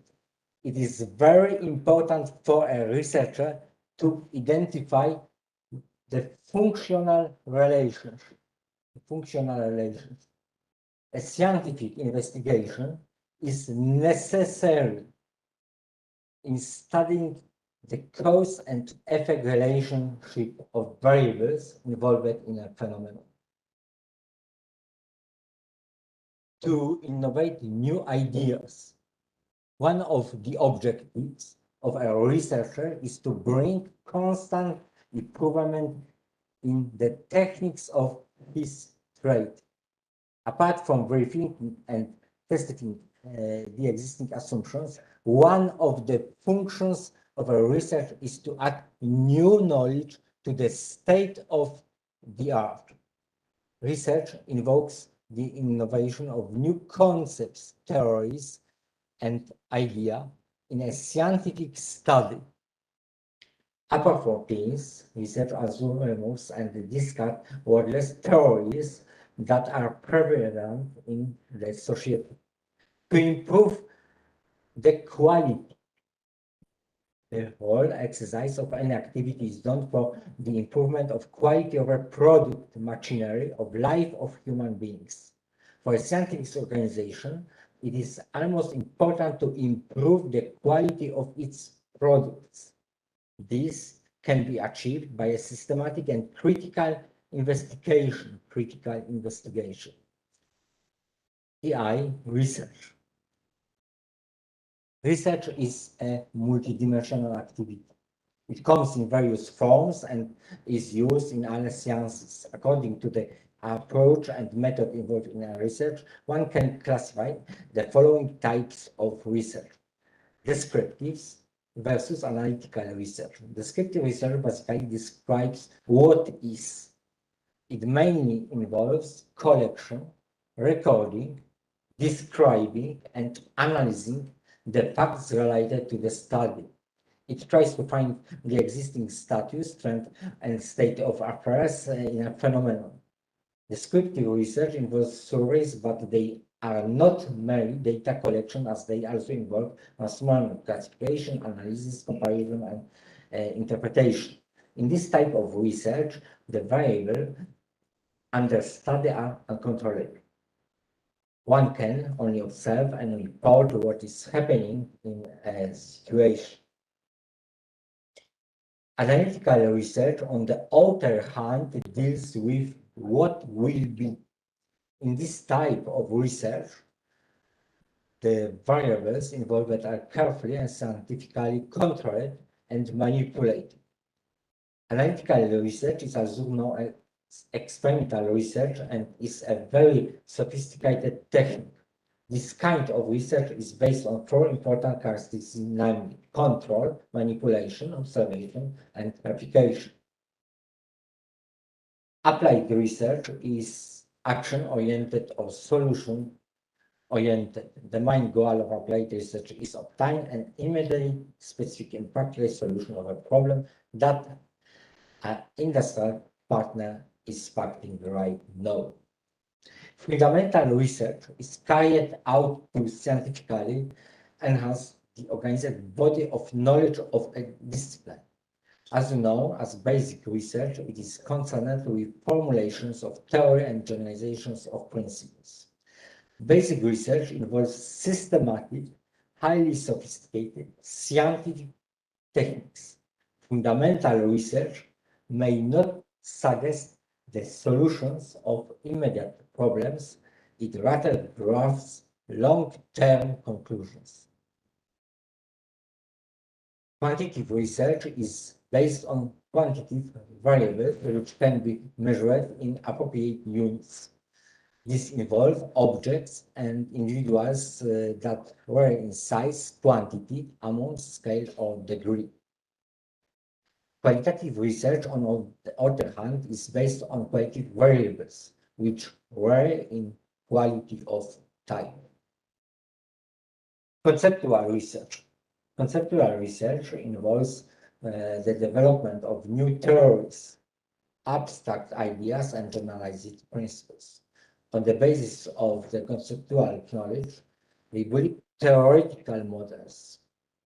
Empirical research. Empirical research is based on observation and experimentation. The information collected in the form of facts develops the conclusions and theories about a phenomenon. Other types of research. Any research study is derivation of one or the order of above 4 types of research. One can further classify research on the basis of its purpose, time taken, and the discipline of knowledge it relates to.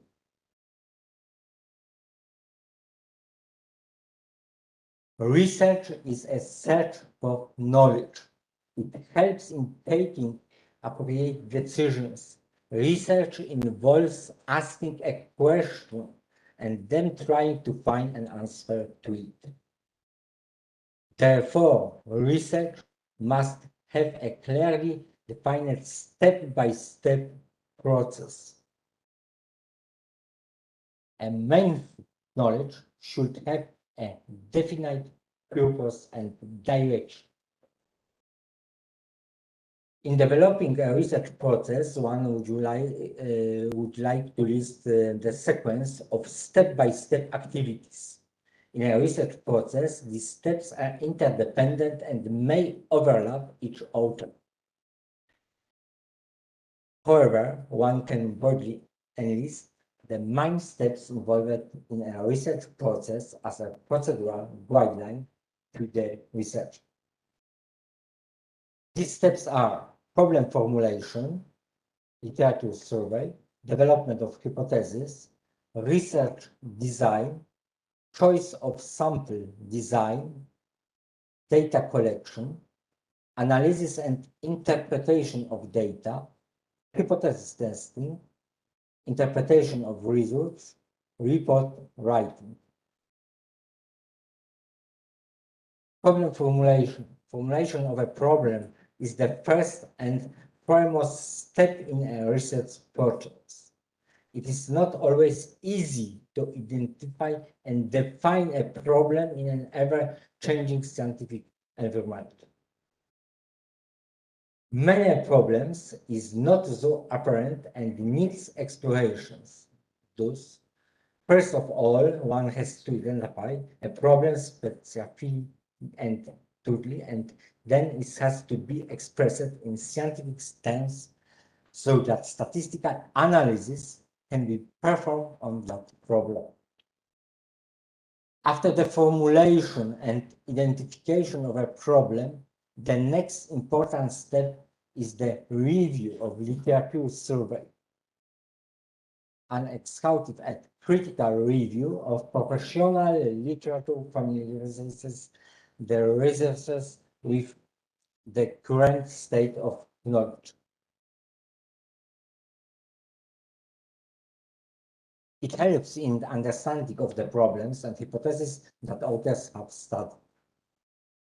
It is important to sort out the relevant literature connected with the field of one's interest.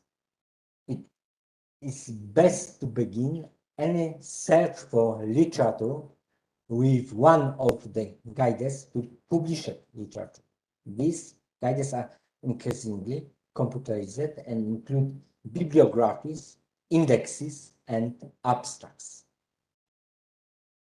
Development of hypothesis. Once a problem is defined and a review of literature is made, the next step is to define clearly the hypothesis in a research problem. A hypothesis is a tentative assumption in a research problem which has to be tested empirically with the help of observed data. Choice of sample. This have to be a systematic plan to choose the sample items. This plan or a technique of drawing a sample is known as sampling design or sample plan or sampling techniques. Researchers have suggested various sampling designs. One research situation may be different from another, therefore simply random sample to most popular may not be suitable in each case. Data collection. Once a sample design is formulated, the next step in a research process is the collection of relevant data. There can be two sources of data, internal data and external data. There are also two types of data, primary data and secondary data. Primary data are those observations which are collected by an investigator for the first time. Secondary data are already available in the records and have been collected by some other researchers for the purpose of studying a similar problem. Research process, analysis and interpretation of data. After the collection of data, what we have a huge hunk of observations and numerical values. The data at the beginning are in raw form. For the purpose of applying future statistical techniques, one has to put the raw data in a useful form by classification, tabulation, and categorization of data. Hypothesis testing. After analyzing and processing of data, it is time now to test the hypothesis that were formed in this research process. A hypothesis is specially formulated regarding the relationship between phenomena and variable involved in a study. Researcher decides on the basis of the observed facts that he has collected whether or not an assumption is valid. Interpretation of results. After the data collection and testing of hypotheses, one has to reach to the conclusions of the research study. The results obtained from the analysis of data are to be interpreted skillfully. A wrong interpretation may lead to wrong decision. Wrong interpretation may lead to wrong decision. Report writing. Last but not the last in the step of reporting the facts and findings of the research study. A report is a summary of the whole research process. The layout of a report must be attractive. In any scientific inquiry, research has been the most powerful tool for knowledge-seeking people. Research is a kind of power with which one can foresee the implication of the particular phenomenon. Research plays a vital role in the development of a country. The developed countries are developed because they have strong research support system. The government realizes the importance of research in forming the policies for the development of the country later on. Lack of skilled researchers. Research is a scientific and systematic investigation into a problem. Lack of code of conduct. The researcher sometimes does not have a well-defined code of conduct. They do not have ethical or moral guidelines for becoming good researchers. Therefore, they often face non-cooperation in team members. There is a clear need of proper distribution of work, assignment of responsibility and answerability, and well-defined code of conduct for researchers. Insufficient interaction. There is a wide gap between university research departments, outer research institutions, and the policy-making bodies. This leads to the confusion for research workers what data are to be collected and analysis to be performed. The policymaker should provide a well-defined problem and a guideline of the data to be controlled, collected to the researchers. There should be regular meetings of decision makers and the field researchers.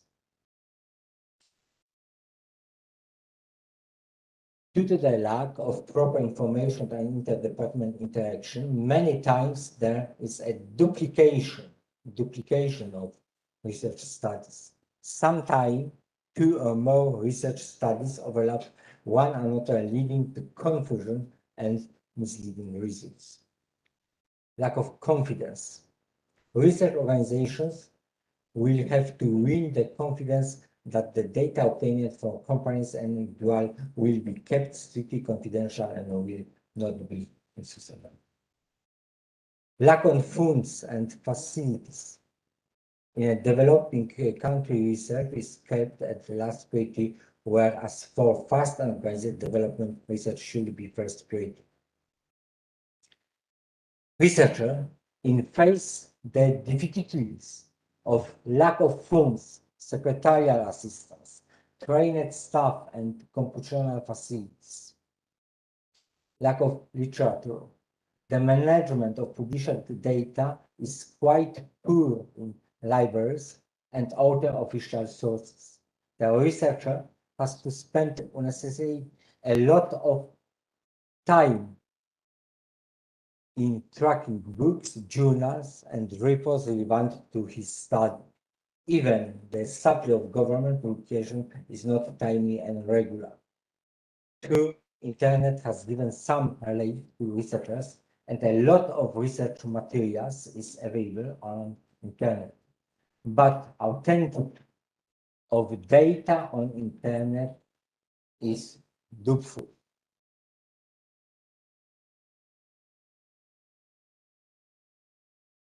Research is a scientific, systematic, and purposeful search for new knowledge or for reinterpretation of existing knowledge. It is a journey which starts with a problem and ends with a solution. Identifying a research problem is the first and foremost step in a research process. The statement of research problem is the axis around which the whole research revolves, because it explains in brief the aims and objectives of the research. A research problem is a specific statement in the general area of investigation. The old saying goes, necessity is the mother of invention. A research study is another form of invention. Thus, if there is some necessity of a difficulty a scientific organization is facing, it forms a research problem that is to be investigated in order to fulfill that necessity of remove that difficulty. In short, a researcher must select a research problem of his area of interest and should ensure the availability of all comments needed to conduct the study. Defining a research problem. Research is a disciplined approach to inquiry. It is a tool for testing as well as generating theories. Every research plan is unique in itself and has its unique research problems. And all saying is a problem well defined is a problem half solved. By defining research problem, we mean a systematic way of asking and answering research questions. There are two main steps in defining a research problem. formulation of the problem, establishment of research objectives. Formulation of a problem is the most important step in a research process. A clear statement of the problem is a key to good research. A clearly formulated research problem must answer all questions of the type who, why, how, when, where, and what regarding a research study. With the problem or opportunity defined, the next step is to set objectives for research operation. Research objectives related to and determined by the problem formulation are set so that when achieved, they provide the necessary information to solve the problem. A good way of setting research objectives is to ask what information is needed in order to solve the problem. Your objective might even be to test possible cause and effect relationships.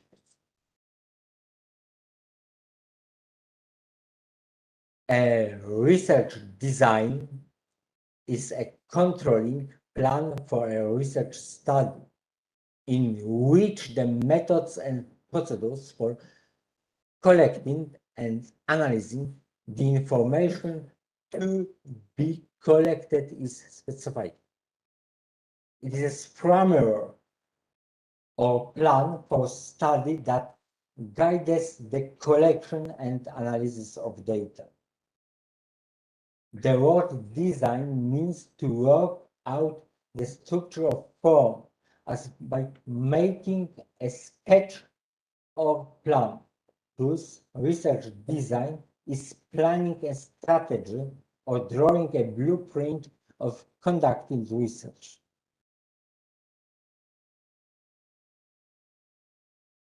Meaning of research design. Research design is the planned sequence of the entire process involved in conducting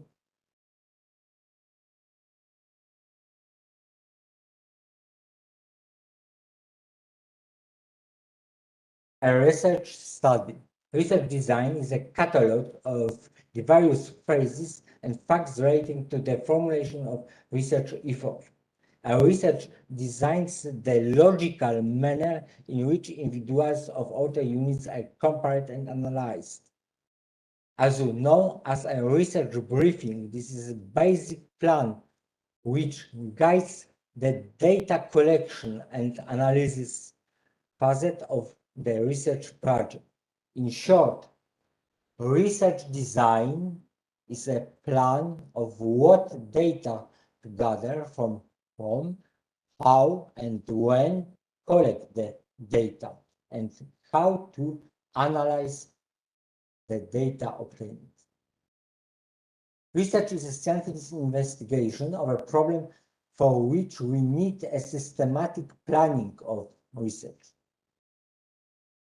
For successful research, we need a research design because it includes the formulation of a strategy to resolve a particular question, the collection and recording of information and evidence, the processing and analysis of this data and their interpretation, and the publication of results. Features of good research design. It is a challenge to translate general scientific model into a practical research operation. Therefore, designing a research study is not a simple task. There is nothing like completely correct design or completely incorrect design. A design may work very well for one research problem and may not work at all for the other. There are some features, however, a good research design should possess. Freedom from bias. A good research design should ensure that the method of data collection and analysis would not cause the data to vary in a systematic way. That is to say that the data should be free from systematic errors. Freedom from confounding.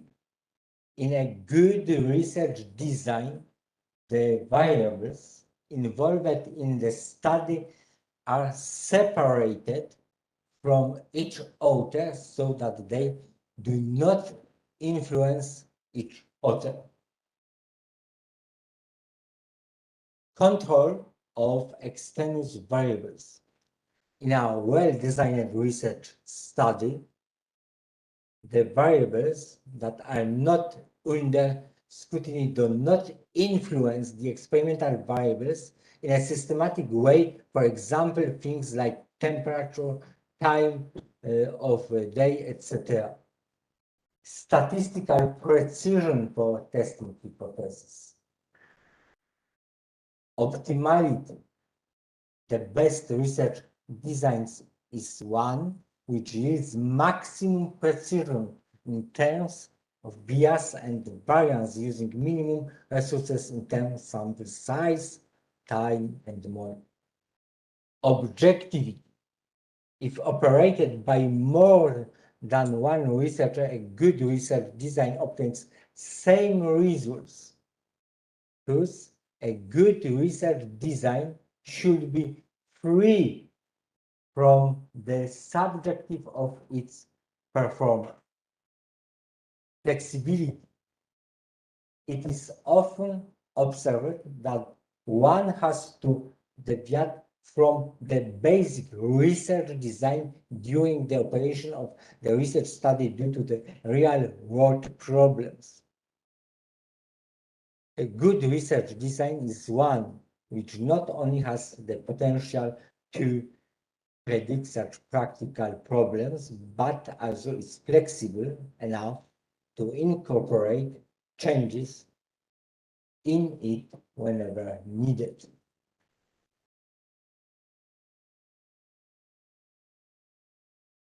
After the formulation and definition of a research problem, the next step is to choose an appropriate research design. Every research study is unique in itself, but there are certain things common in these studies. There are three basic types of research designs: exploratory, descriptive or diagnostic research design, casual or hypothesis testing, or experimental research design. Descriptive research refers to a set of methods and procedures that describe the study variables. A true data description is factual, accurate, and systematic.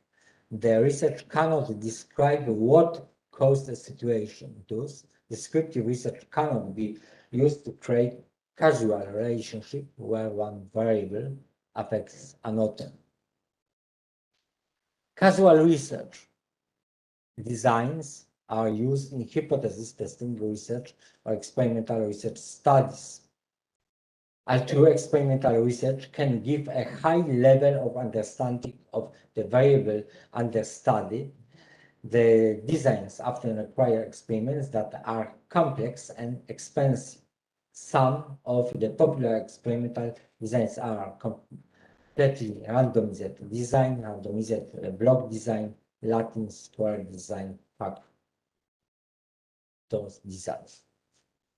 Measurement is a device or a process by which we measure things, objects, or properties.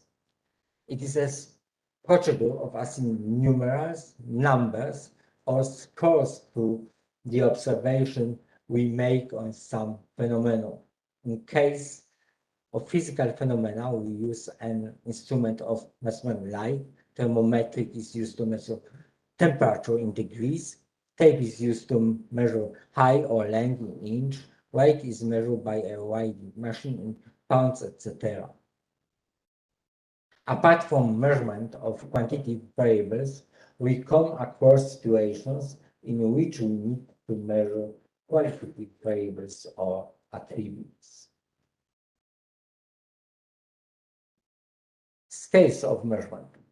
There are many measurement scales that are used in research studies. We categorize these scales according to their mathematical and statistical properties. Four types of scales are most commonly used: the nominal scale, ordinal scale, interval scale, and the ratio scale. Errors in the measurement. Measurement is a procedure of assigning numerals or scores to properties and attributes. In a research study, ideal research would like to have precise and exact measurement without any errors. But in practice, it is found that sometimes there is a difference in scores that have been measured and the two scores.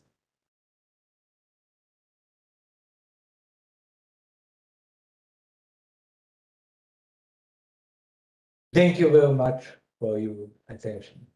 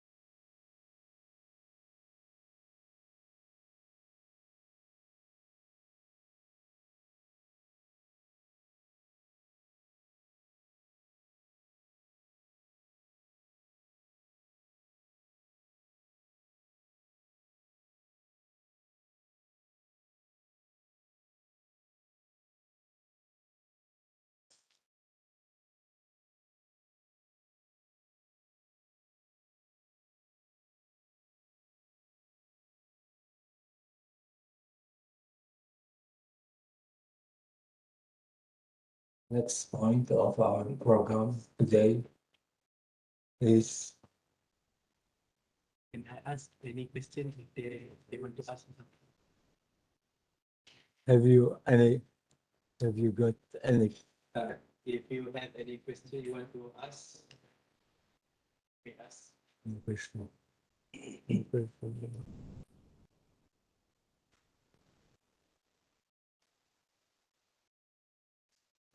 Yes. Oh.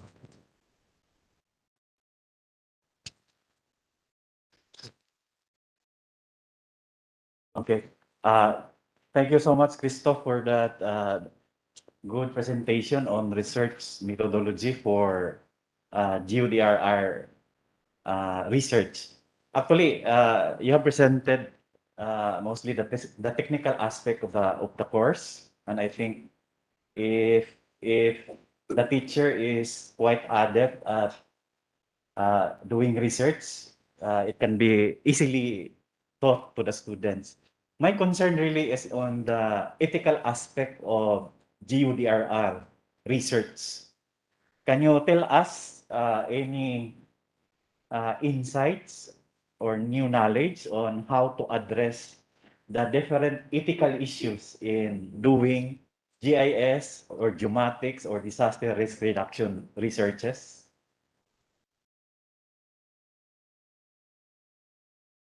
Because the ethical issues have to be addressed, and then the student should know this so that the proposals that you're going to create would stand the scrutiny of the institutional research ethics board. So I think we would like to get some help on how to do this for our students. Thank you.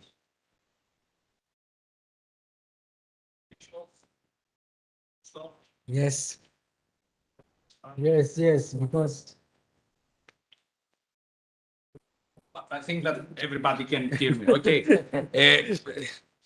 Hercules, from the beginning, it's a basic question how we are going to define the rules and the bounds according to ethical description. But according to my knowledge, I don't know, I think that each university has a, let's say, a handbook of research ethics. I don't know if this is a rule, first of all, for you? Is there a handbook or a set of rules that each researcher must, and this must, in my opinion, this must be served as the general framework.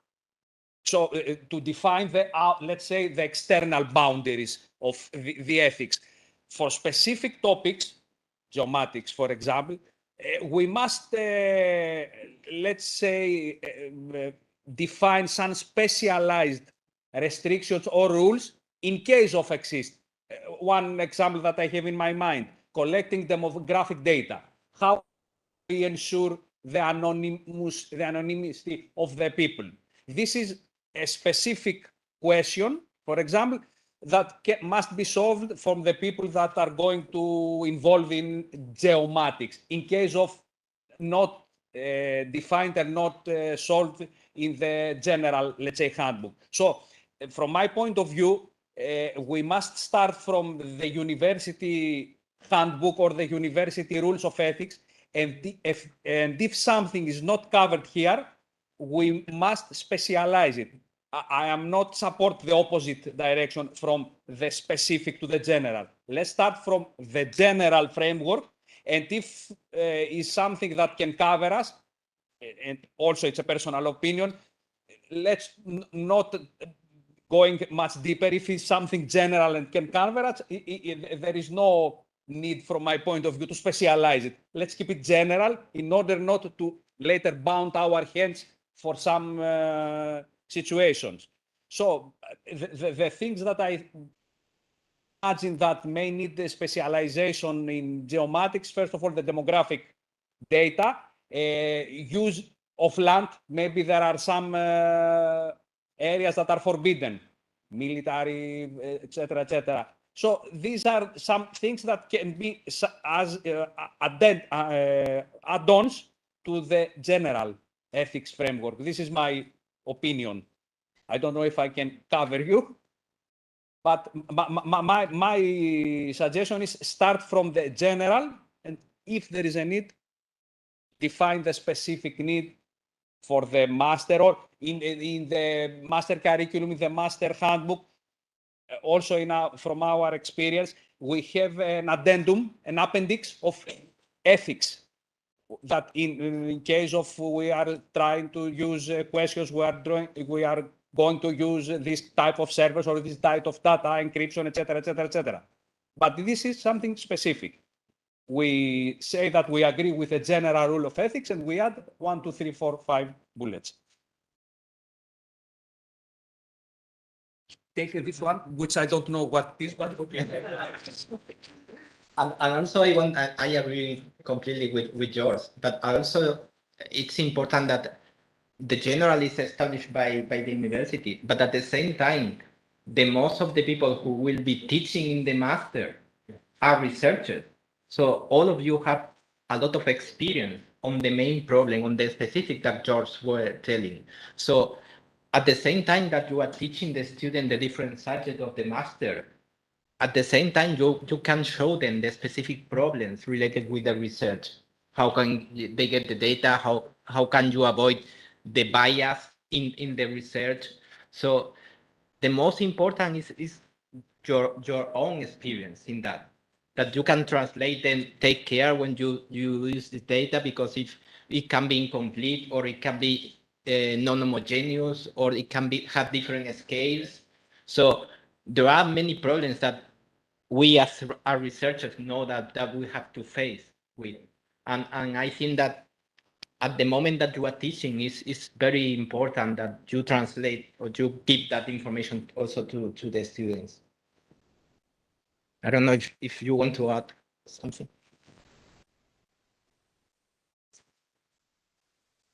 Unfortunately, I don't know answer for your question now. Yes. However, I think this point will be necessary if we meet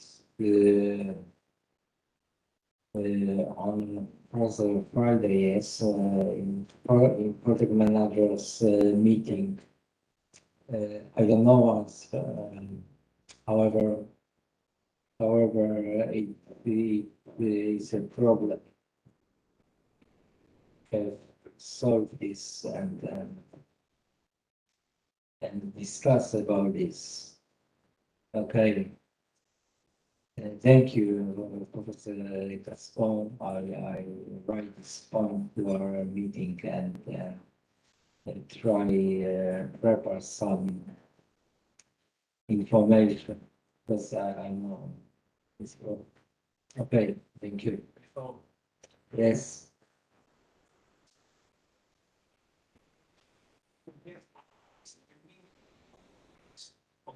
Okay, yes, yes, I know, hear maybe proposition, however, it is problem which we solve managers meeting and then we will discuss about it. Okay. Good. Okay.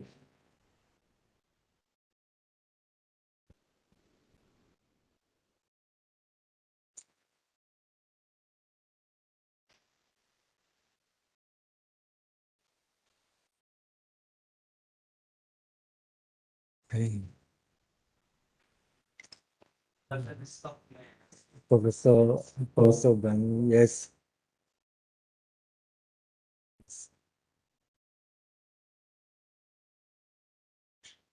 Yeah, thank you so much, Dr. Gustav, for your interesting presentation.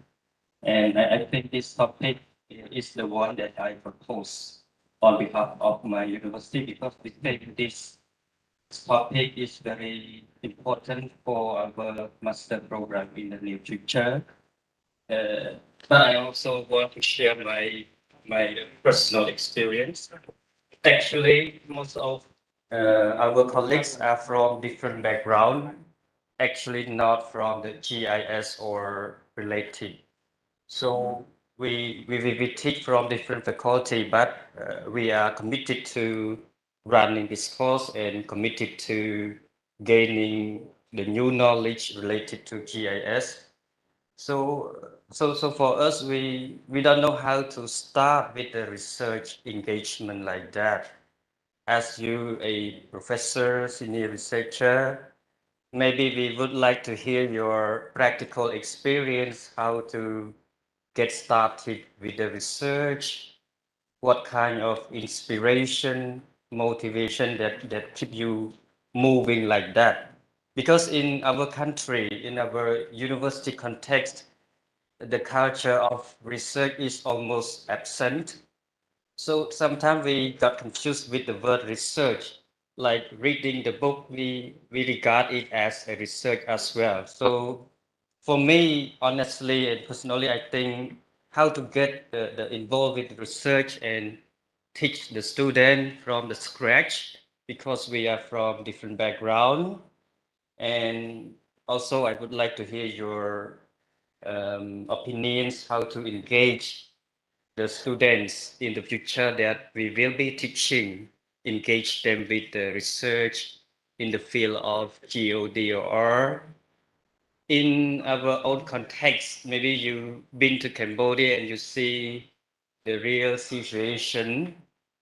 I can say that we are almost nothing, and yes, so how we can start with that, and maybe you know how to get engaged with the local partners, the industry, so that student can get engaged with the research.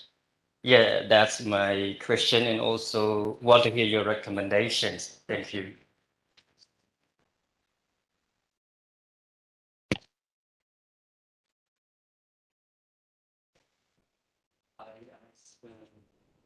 You very short and I know how you discuss from my point of view, from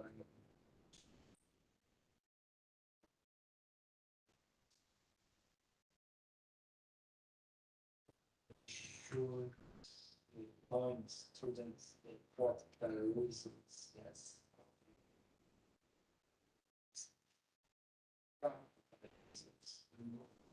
It's my opinion, useful. Yes. The first step of your research is that First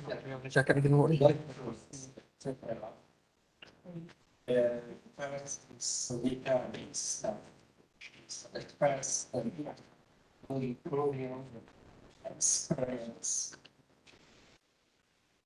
But you should study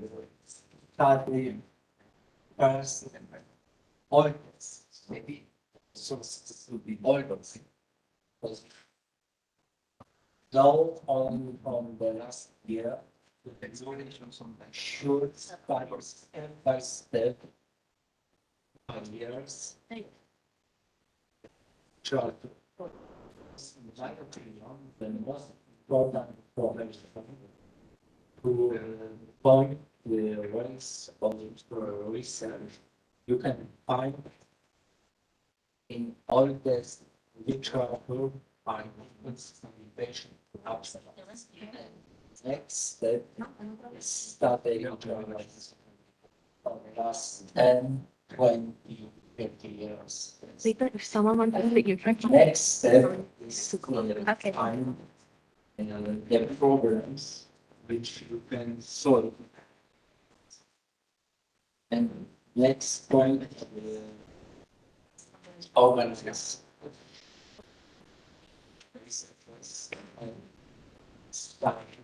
Study. And now we have a lot of use programs and some support, development codes, which we can use.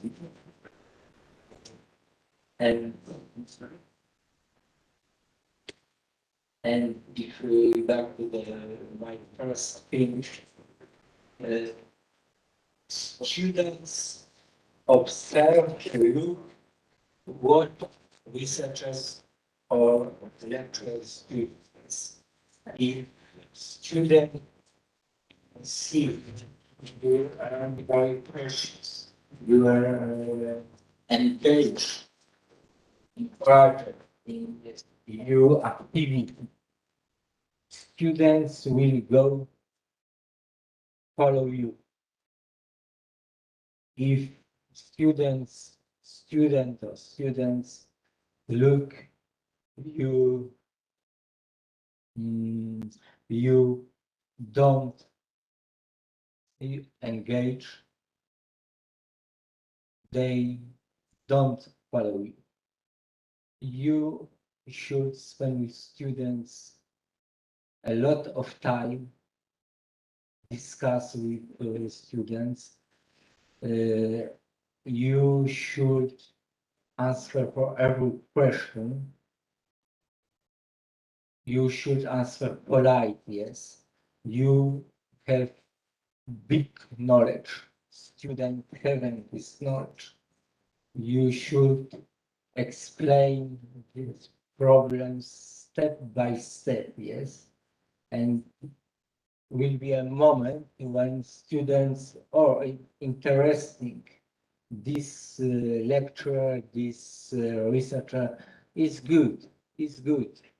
I want solve this problem too. It's not easy because you unfortunately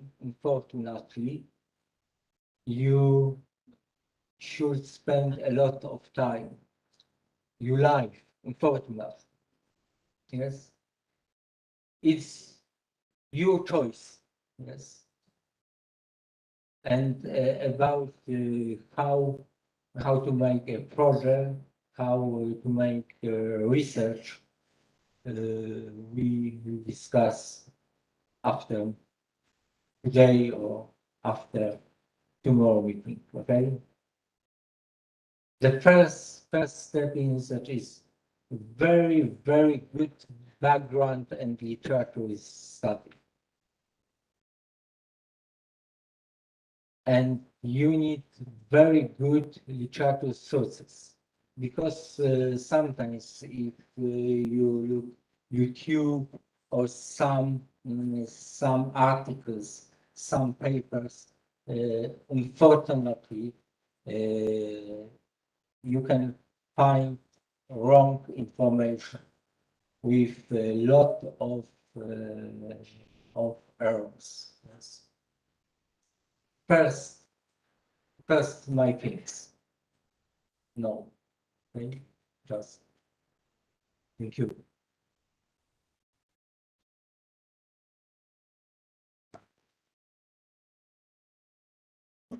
Okay.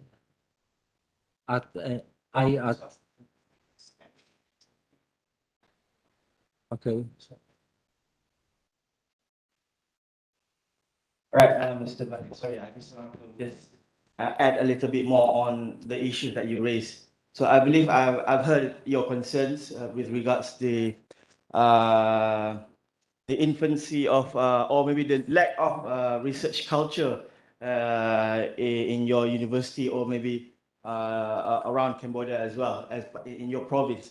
So what I would like to suggest is you could start off by looking at your locality, any kinds of issues or problems pertaining to local issues, right? So you can start from there. So obviously you can gear up your local students as well as your lecturers to participate in basic local community agendas. So that will help to spur out more motivations towards trying to find out resolution or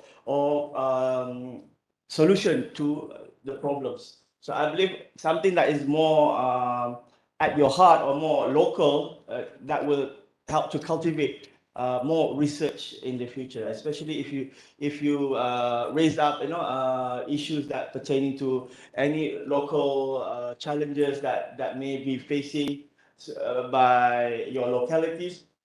That will help to motivate you a lot. And the second is I believe what has been raised by Mr. Bundy. We as a consortium could take this opportunity to come up with research proposals on our part. A simple one that could just something that about just maybe a simple survey, local survey, which you can just do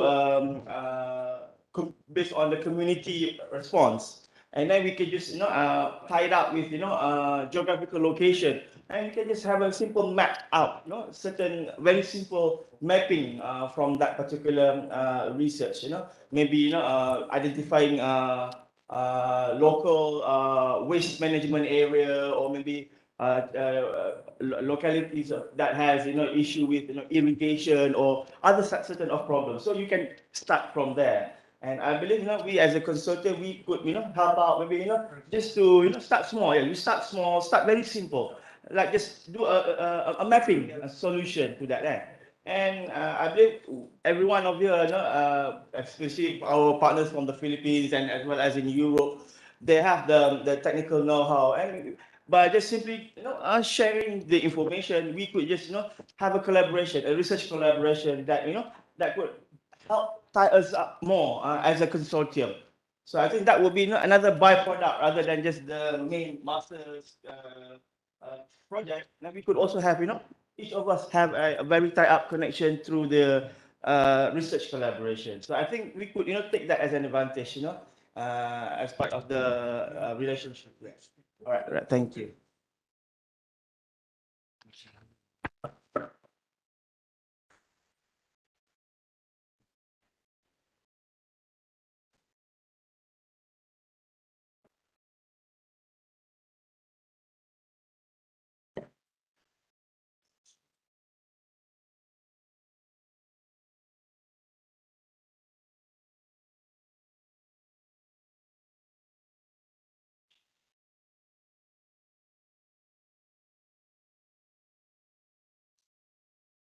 Okay. Okay.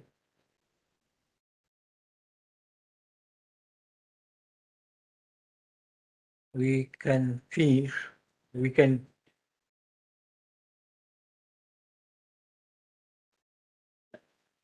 finish this part of our meeting.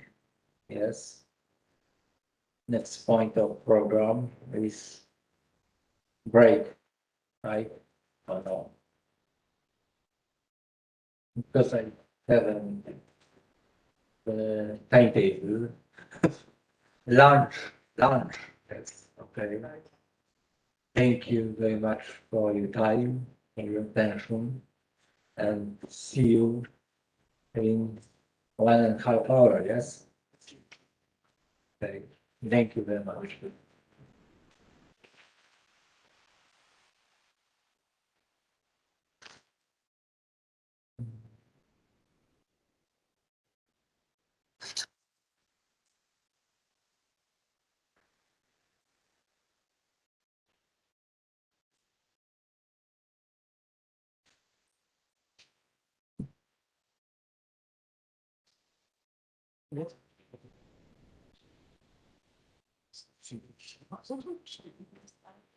One slide, and I would like to change my, I did my presentation on desktop. It's possible to change? I don't think so. Maybe after the break. Okay, thank you for Professor Christoph. Okay, now we have lunch time. So we will go to cafeteria and back to the one. There's two locations that we can go for it. Just across the street, we have one cafeteria, but we expect more students there. Then, but particularly they serve rice. Rice with all the products. Another one that we can walk a bit more, less than 10 minutes, 5 minutes across the campus to the cafeteria that have more varieties. They have rice, they have protein, soup, noodles, things like that. So it's a longer walk, but more choices that you can choose from.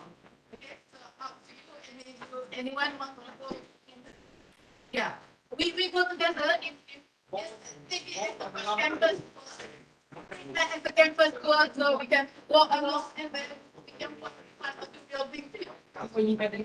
Yeah.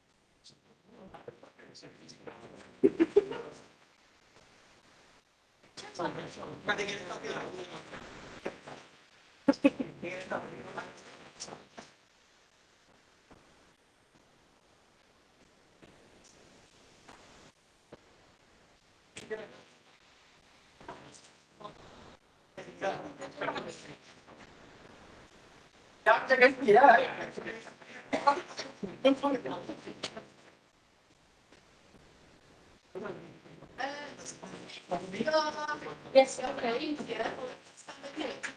One of our I also need my backpack, so nobody.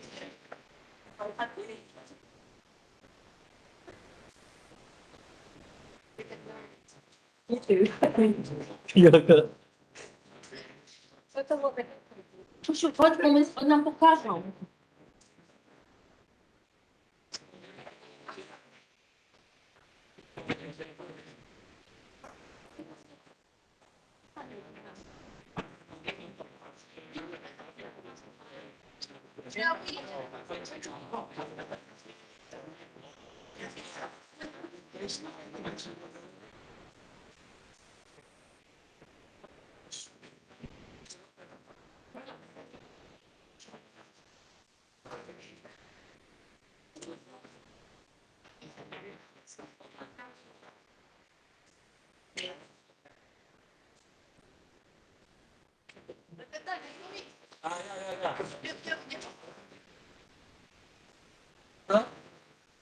Everybody, before tomorrow, should copy everything.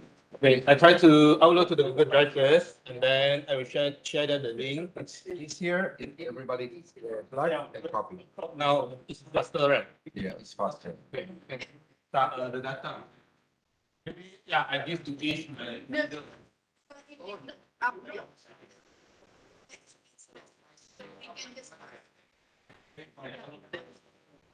I pass to someone first.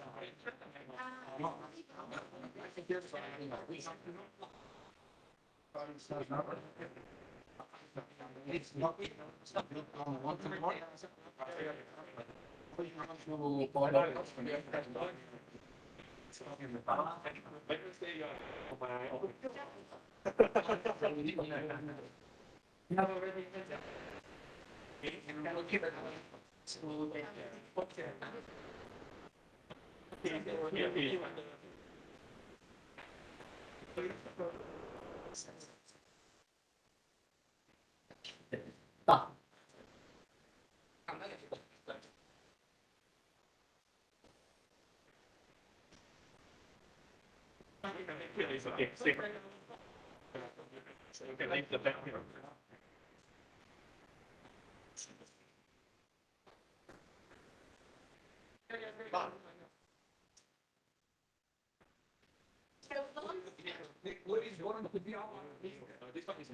This number or the latest number?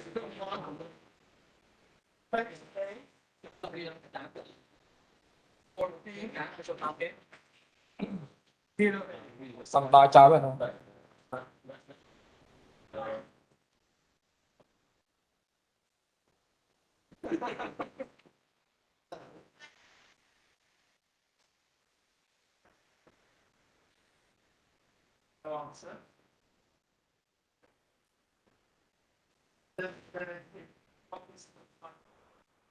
No, I would say it tomorrow. Okay.